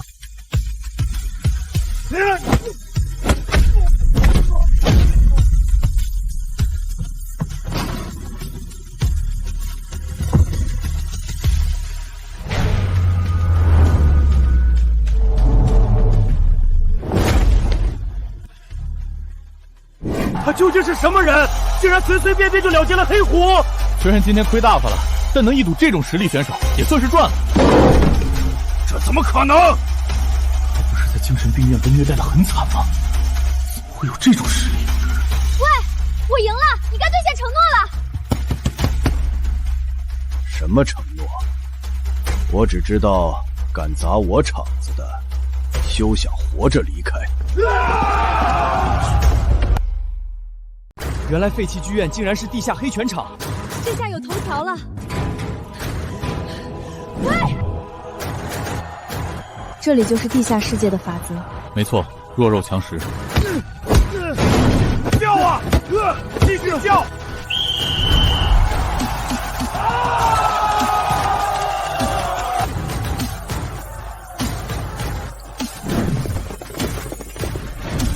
不好了，老大，警察来了！都是这个死娘们儿，大不了同归于尽。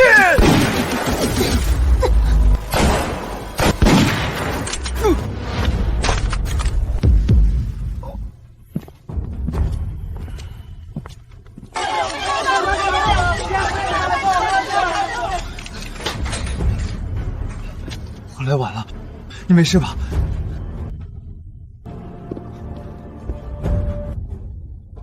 回来没多久，让我2个儿子都栽到你手里，真是好心机呀！看来还得我亲自出手。你也太大胆了，万一我没赶到呢？我相信你，而且这不是好好的吗？你为什么选择我？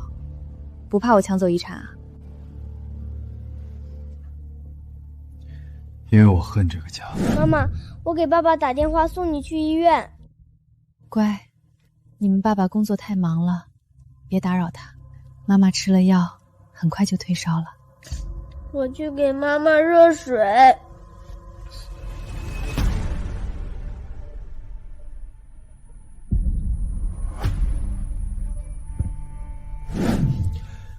这个秘密只有我知道。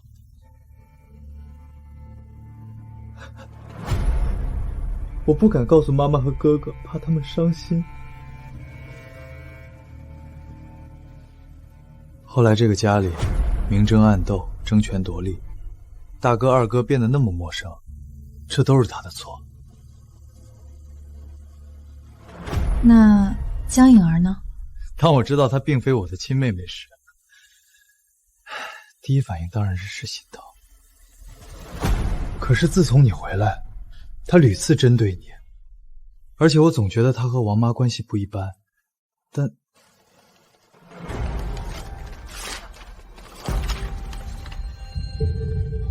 是与不是，真相总会揭晓的。江小姐，这是您要的 DNA 检测报告。妈妈，都怪姐姐，非要挣那黑钱，才让大哥进了局子。这个逆女！他们怎么会一起回来？不行，三哥是我最后的庇护了。只要我像以前一样装装可怜，他肯定帮我对付江一鸣。三哥，你怎么才回来？大哥进去了，二哥出国了，我好害怕。接下来我们会不会也要分开？二哥性格暴虐，是该好好磨练。大哥为人不正，早晚有此一劫。至于我，问心无愧。还是说你做了亏心事，怕被揭发？姐姐，你要是气我占你位置，你冲我来就好了，别伤害哥哥和爸妈。哎，你别！你一定要把这个家拆散吗？我在这看得一清二楚，江一鸣没有推他，是他自己摔倒的。先生，夫人，明明就是大小姐先推的二小姐，否则她心虚什么？一鸣，快给你妹妹道歉！妈，你真的认为闹到这个地步是江一鸣的错吗？不是他的错，那是谁的错？自从他回来，家里变得鸡飞狗跳，我现在就好好教训你。锦川，从小到大你从来不对妈妈发脾气，你这是怎么了？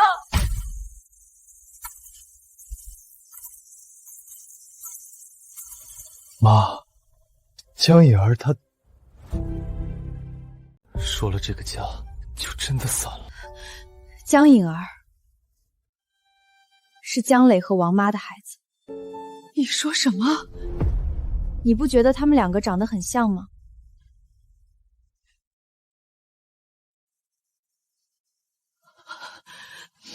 你这是造谣！我可以找律师告你。我收集了他们三个的头发，去做了检测，你自己看看吧。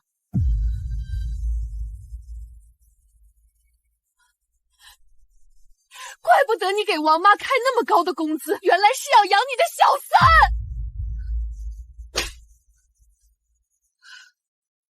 等于是我把你推荐到公司入职，你说要来做保姆，我也同意了，你就这么回报我的？妈妈，可我无辜的，你亲手养了我18年，你忍心赶我走吗？你无辜？那晚王妈给江一鸣牛奶里下药，不是你指使的吗？怪不得你总是告一鸣的状，看来你早就知道了，要把我亲闺女赶出去，你独享江家的宠爱和资源。妈妈，就算是你的亲女儿，可我们也有18年的情分在啊！你和爸不能抛下我，否则我就把这事儿捅出去，到时江氏股票大跌，咱们谁都别好过。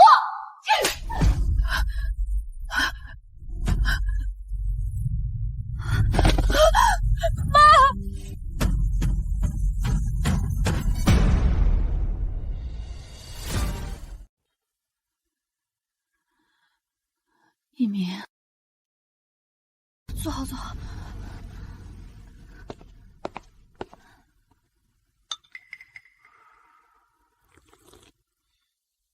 一鸣，对不起，当年我竟没发现你被抱错了，如今你回来，我还帮着外人欺负你。没关系的，我理解你，你也是被蒙骗的。蒙骗？当年一鸣被抱错并非意外，是爸默许的，因为他想拿到遗产。现在接一鸣回来，也是因为江氏资金周转不过来，需要变卖不动产。其实爸出轨这事儿，江景川5岁就知道了，那时他还是个小孩子，改变不了什么。对不起，锦川，是妈妈没用，才让你们受了这么多苦。亡羊补牢，为时未晚。等你掌握了真本事，还能保护我们。什么真本事啊？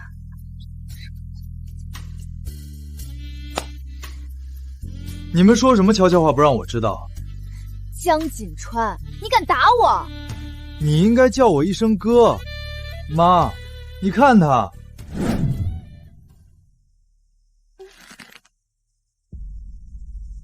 爸，难道我们就这么败了？别急，就算他有老爷子的遗嘱，公司那群老狐狸也不会同意他接管公司。爸，你有办法了？这就是你说的真功夫？我猜他一定会向你认错。你就不想教训教训他，发泄一口恶气？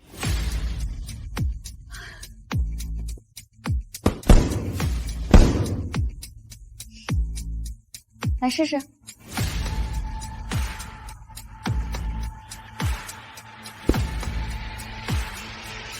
我觉得我不行，你把他当成江磊或者王妈，狠狠报复回去。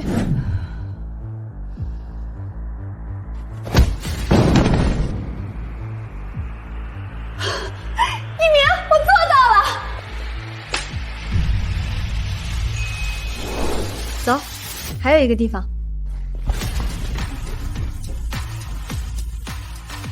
除了功夫，还要掌握真理。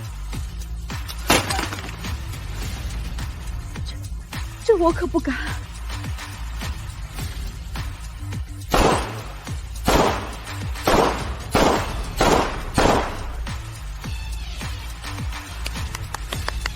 一鸣，你还会这个？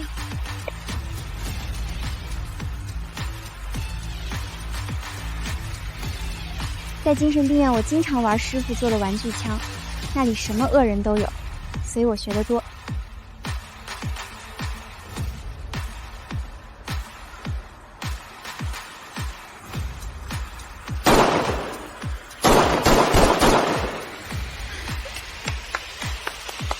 没想到你学得还挺快啊！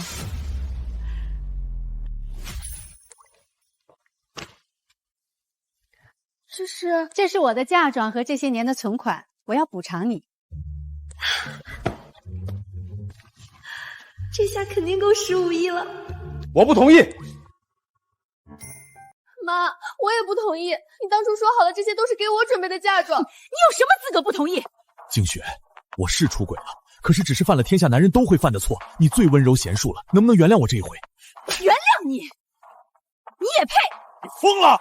我不是疯了，是这些年太顺着你，让你忘了我也是一个有脾气的人。妈，我知道你还在生气，你要是真放心不下姐姐，我愿意把那些财产分一半给姐姐，只求能够和睦相处。别叫我妈！我不是故意要伤害姐姐的，我只是怕你们不再爱我了。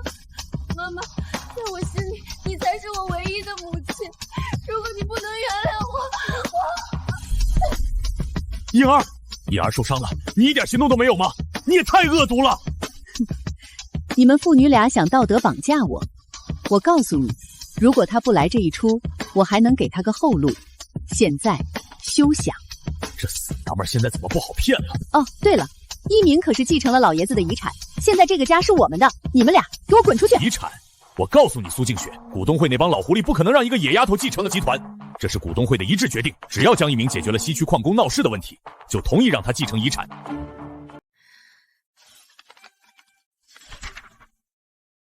好啊，我答应。西区那些矿工可都是要钱不要命的，我倒要看看你能不能囫囵个回来。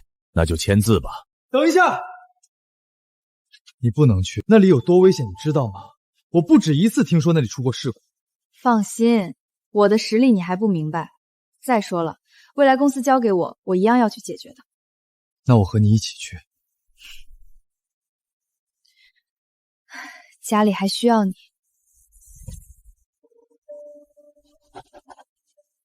希望你说话算话。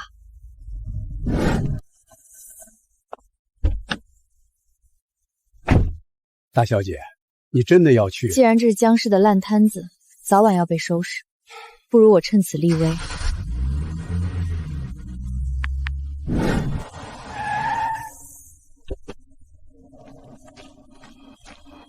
这么荒凉，大小姐，要不走吧？老爷临终前嘱托我照顾好你，若是真出了事，老爷泉下有知，不会原谅我的。爷爷要是泉下有知，公司落在江雷手里，那才是真不会原谅我们。你就是江氏新派来的官儿？是。听说你是江家刚寻回来的大小姐，是你？是。我是代表集团来谈判的。完了完了，大小姐哪是他们的对手？我们不能坐下来好好谈谈吗？谈判？你们还有脸来谈判？不要以为你是江家大小姐，是个女人，我们就不敢动你。怪不得江磊那老东西拿你们没办法。江磊，给我上，让他们知道咱们也不是好欺负的。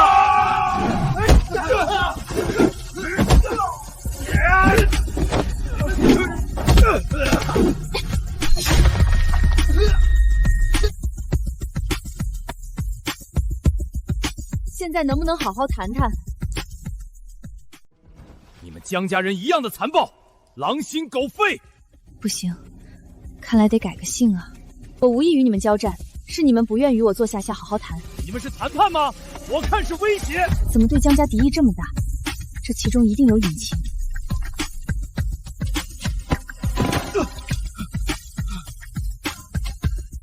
这里不大安全，出去谈吧。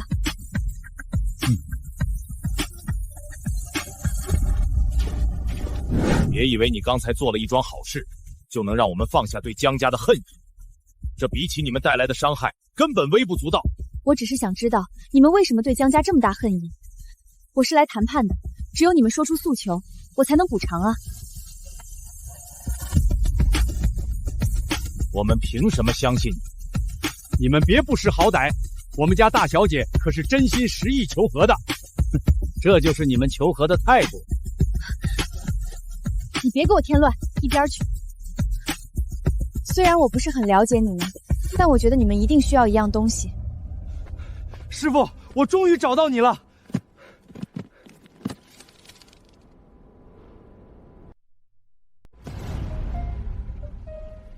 哼，江大小姐出手真是阔绰，可我们不是要饭的，有些事儿不是钱能解决的。不是收买，这些是你们应得的。听说集团不止一次拖欠你们工资，所以我认为先将这个问题解决了，我们才能好好谈。这是你们欠我们的，不过你一个刚回江家的小丫头，说话能算数？江磊的算计你们也见过，如果我没有把握取代他，就不会来这里。姑且信你一次。今天太晚了，有什么别的问题，明天再说吧。江大小姐，咱们这儿可没有酒店能招待你，这里的宿舍你们这些公子小姐们住不惯，你可能得在车里将就一晚。不，我跟你们住一起。大小姐，那地儿可没你想象的好。我要是介意，就不会来了。况且，知己知彼，才能百战不殆。老爷，看来江家真的是后继有人了。小姐，这实在太简陋了。这跟我之前住的也差不多，就这样吧。你们都该休息休息吧。头儿，咱们能信他吗？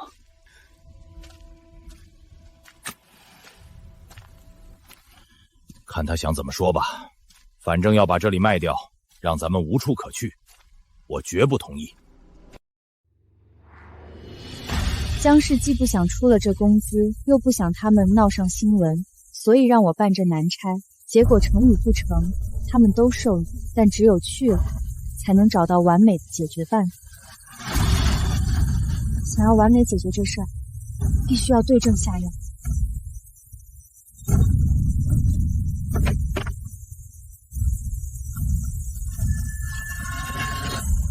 妈，我这边挺好的，真的。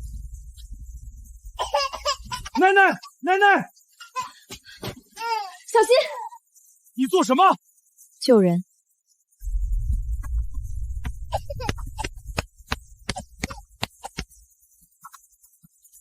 你的方法没用，快放开他！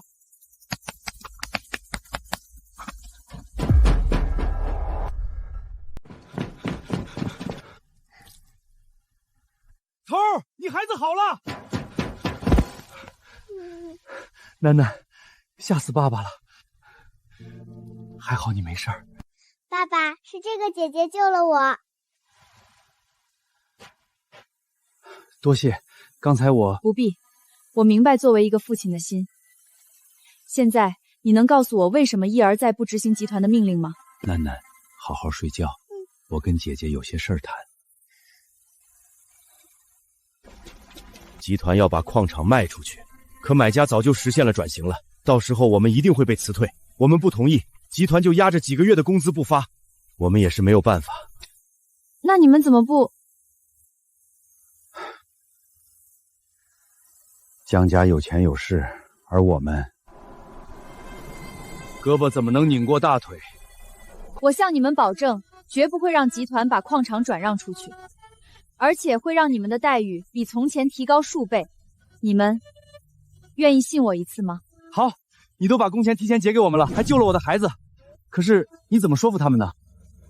那只要我们不再去闹事，你是不是就算顺利完成任务，就可以给你权利了？你们不仅要闹事，还要闹得更大。你们想对我老大干什么？想伤害他，先过我这一关。你们休想伤害我家小姐一根毫毛！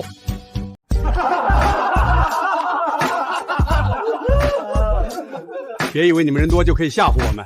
我告诉你们，我的兄弟们可以1打10。你们两个给我滚一边去！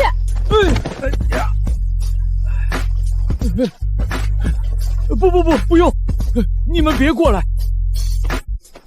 你们是这样，刚才我们与江小姐已经谈妥了。谈妥什么？就是大小姐解决了。师傅，厉害！我教你们的，一定要背熟啊，到时别忘词儿啊。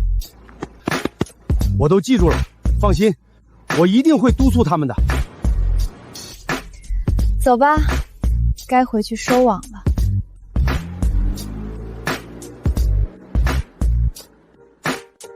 大小姐，您让罗大威干嘛去了？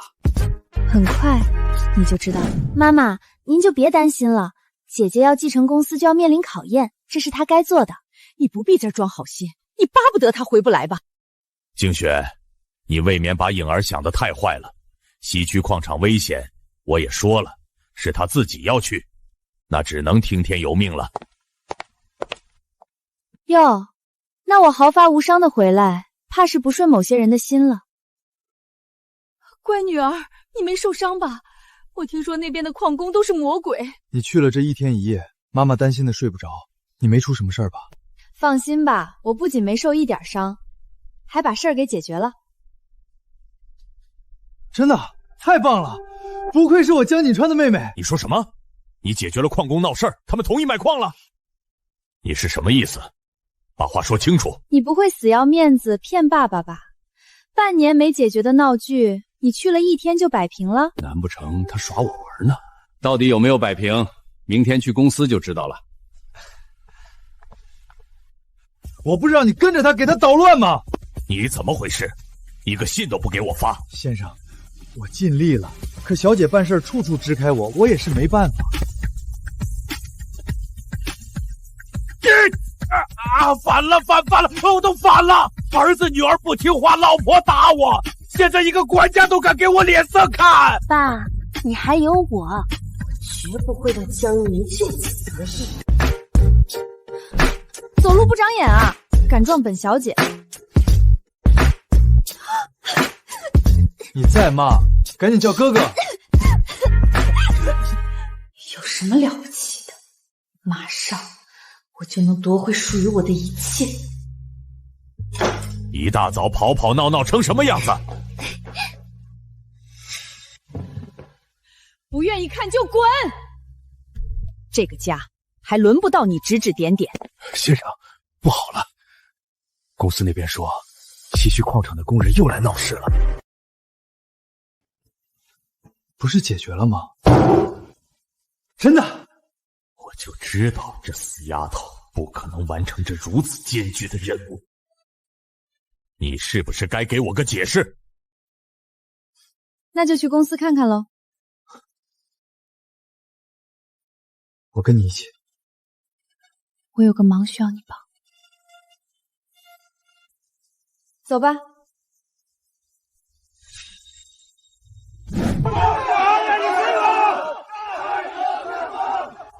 狗公司拖欠工资，致矿场员工运不过。别装死，给我们一个说法。董事长，你不是说问题解决了吗？你给各位解释一下吧，到底是怎么办的事儿？就你这种无能的人，也配执掌公司？一个女娃娃以为有了江老爷子的遗嘱就不自量力了？非要逞能，现在好了吧？明天你和集团都得上热搜。即便你有老爷子的遗产，也得这群老狐狸手下蜕层皮。这件事的确是我们没有处理好，我马上就联系财务，10倍工资补偿给你们。如果你们有其他诉求，比如开除此项目执行人，我也一定不会护短。不，我指控江磊转移公司财产，藐视律法。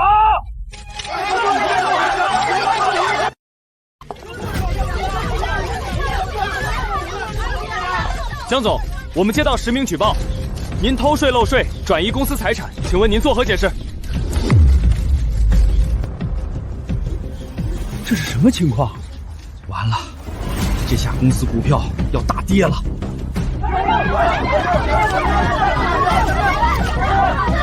你们别听他胡说，这是诽谤！诽谤？我已经找人调查过了，你拖欠工资、偷税漏税、转移公司财产，桩桩件件你抵赖不了。哼，当年我们可是服了老爷子的面，让他上台执掌公司，现在倒是只顾着自己，把我们置于何地？不中用了。哦，我知道了，你为了继承遗产，故意联合他们给我下套是吧？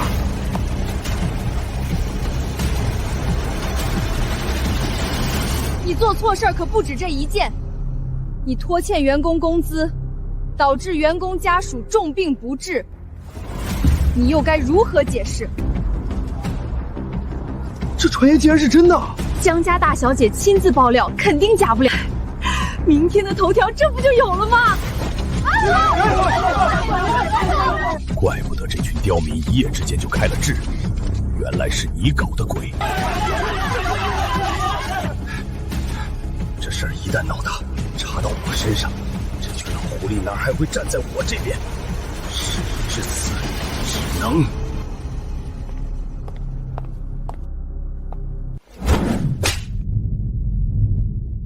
这个项目我早就交给你了，你就是这么办事的？真是枉费我对你的一片信任。你现在要甩锅给我？拖欠工资是我的女儿办事不力，我代表她郑重向你们道歉。我立马联系财务，10倍补偿你们。至于这个逆女，我一定将她开除，以表决心。我说过了，你的罪不止一桩。各位记者朋友们，你们都知道，我刚出生就被报错，流浪在外，而这一切都是江磊指使的。天哪，原来当年报错并非意外啊！真千金失控首富父亲抛弃自己，这可是头条中的头条。对弃亲孩子，这可是犯了遗弃罪，要坐牢5年的。这事儿当年只有我和王妈知道，没有证据也奈何不了我。你为了继承老爷子留下的遗产，真是不择手段。得知你流落在外，我可是第一时间派人寻找你，给你和几个哥哥一样的待遇。你现在就反咬我一口，你说我遗弃，可有证据？是啊，我听说认亲宴上，江总可是当中宣布会对2个女儿一视同仁的。没有物证和人证，这……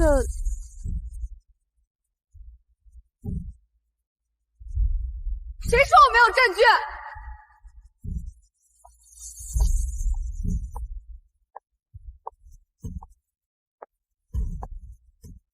一鸣，我的乖女儿，你没事吧？放心，一切尽在我掌握。你怎么来了？是不是江一鸣威胁你？你赶紧走，别在这儿给我添乱！你不是要人证吗？我给你找来了。各位，这女人是我家的保姆，她什么也不了解，你们别听她胡说八道。胡说八道的是你！你他妈敢打我！哼，事已至此，我还有什么不敢的？江磊只说了一半，我不只是江家保姆，还是他的情人。什么？天哪！江总真是饿了。这江总又是偷税漏税，又是遗弃亲生女儿，这下还出轨保姆，这咋还有隐藏剧情？这下是真不中用了。当年是夫人介绍我进公司，江磊却说他爱上了我，要给我一个家。我从小贫困，相信了他的话。后来我有了身孕，还和夫人同一天生产。生产那天，江磊让我把2个孩子互换，为了我女儿衣食无忧，我答应了，并且亲手把江大小姐放在精神病院门口。贱人，你敢污蔑我！污蔑？我对天发誓，我说的每一句话都是真的，就算是警察来了，我也一字不改。江磊，我不会再被你骗了。是不是你教唆他的？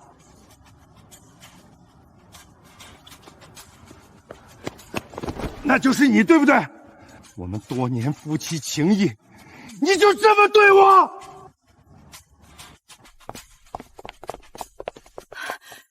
他难不成又要针对一鸣？即便他要针对，一鸣行得正坐得端，自有办法化解。你呀，就别担心了。夫人，我有办法帮大小姐。夫人，三少爷，我愿意把当年的事情全部告诉媒体，只求你们放颖儿一条生路。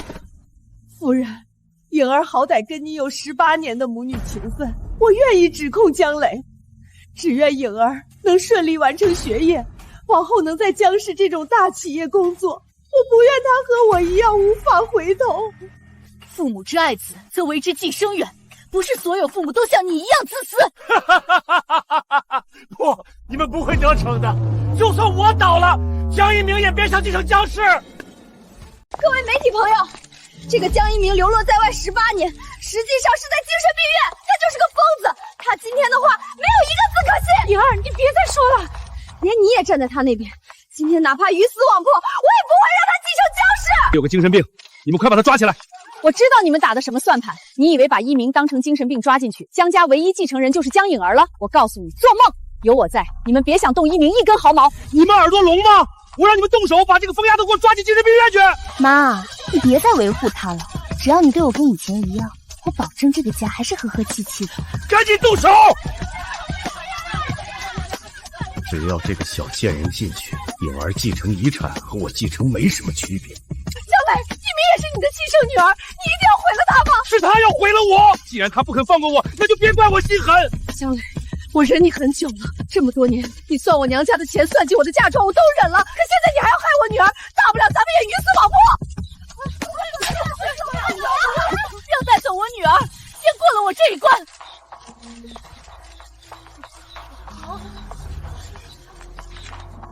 你看这是什么？这是最新的报告。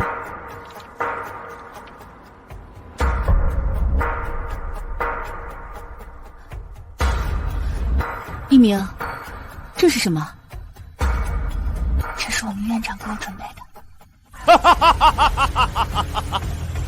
你一个从精神病院出来，想要证明自己没有精神病，谁信啊？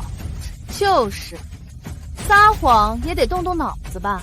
这份报告真实有效，上面有市3院的盖章，各项指标都显示江一鸣女士精神状态十分正常，没有任何精神疾病的症状。我们院长防的就是你这一手，所以得到管家来接我的消息，就带我做了检查。我随身携带，不过没有拿出来而已。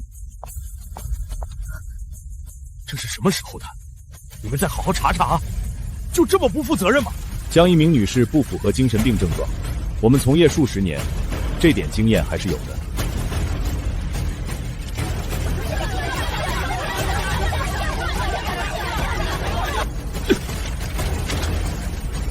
什么态度？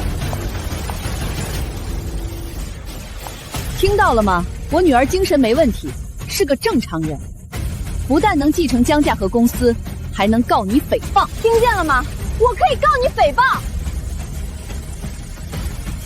静雪，我知道错了，看在咱们夫妻一场的份上，你能不能为我向一鸣求求情？妈妈，再这么说，咱们也有18年的情分在，你就原谅我吧。苏静雪向来信奉家和万事兴，一定不会让江家在众人面前丢脸。原谅？你们也配？我苏静雪在此正式宣布，和江磊离婚。我去，还有瓜！首富江磊，这下真要倒台了。你疯了！我没疯，我说我要跟你离婚。跟我离婚？你不过是一个依附于男人的家庭主妇，除了逛街做饭，你还会干什么？离了我，你哪能在这个社会立足？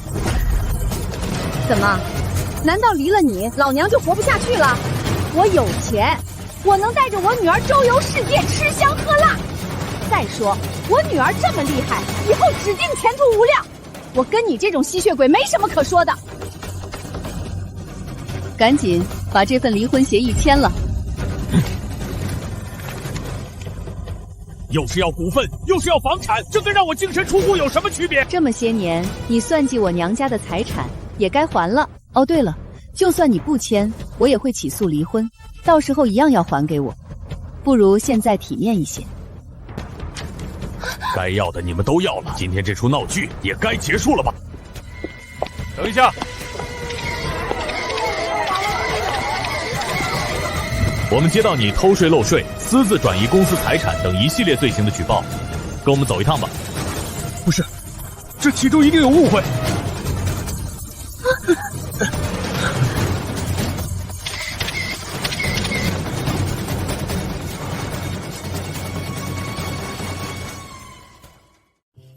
院长妈妈，我都想你了。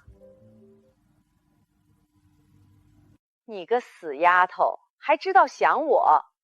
那么大的事儿都不告诉我一声，我好去帮你教训教训江磊那个王八蛋。徒弟，你继承遗产没？我的教室该翻修了，你不会把这事儿忘了吧？什么话？我早就凑够钱了。这世上还有你徒弟我办不到的事儿吗？这些钱都能重新盖一所精神病院了。一鸣，你睡了吗？先不说了啊。进。这些是和江磊离婚分的财产，都给你。有了这些，你以后想干嘛就干嘛。现在婚也离了，你以后有什么打算吗？我这也老大不小了，还能干嘛？我照顾照顾你，闲着没事去逛逛街，这样也挺好。什么老大不小，女人至死是少年。我听江锦川说过，你以前可是独立女性，为了丈夫和孩子才回归家庭的。要不你接任公司吧？我都有10-20年没工作了，哎呀，这有什么嘛？我不一样，从小没上过学，我们可以学习吗？好，好，好，为了你，也为了我自己，这就对了。一鸣，你能叫我一声妈妈吗？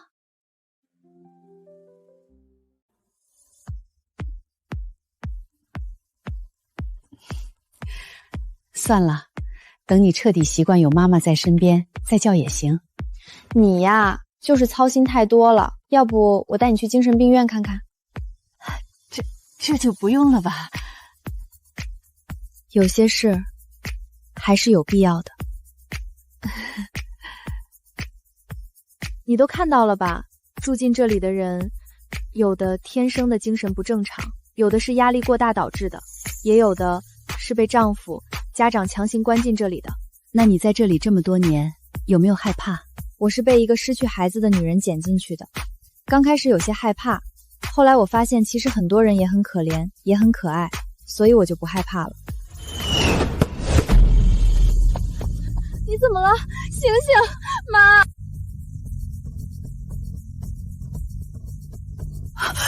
女儿，你没事吧？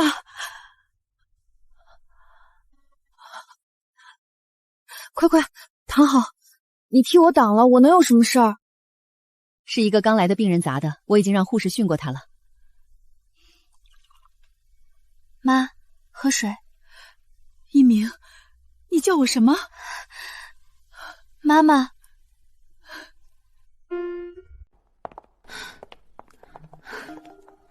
苏总，一鸣，这是我整理出来关于旅游开发区的资料。谢谢，辛苦了。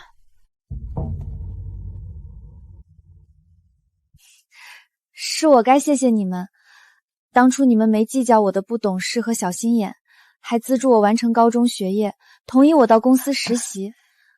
否则，当年你也只是个三观不成熟的小孩子，肯及时回头就是最好了。颖儿，今天中午去给你做了你爱吃的菜。苏总、大小姐，你们还没吃午饭吧？不如一起尝尝我的手艺。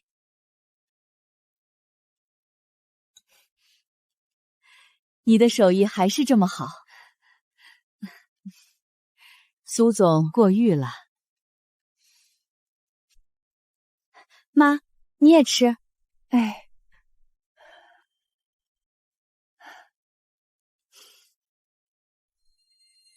这怎么不算另一种大团圆呢？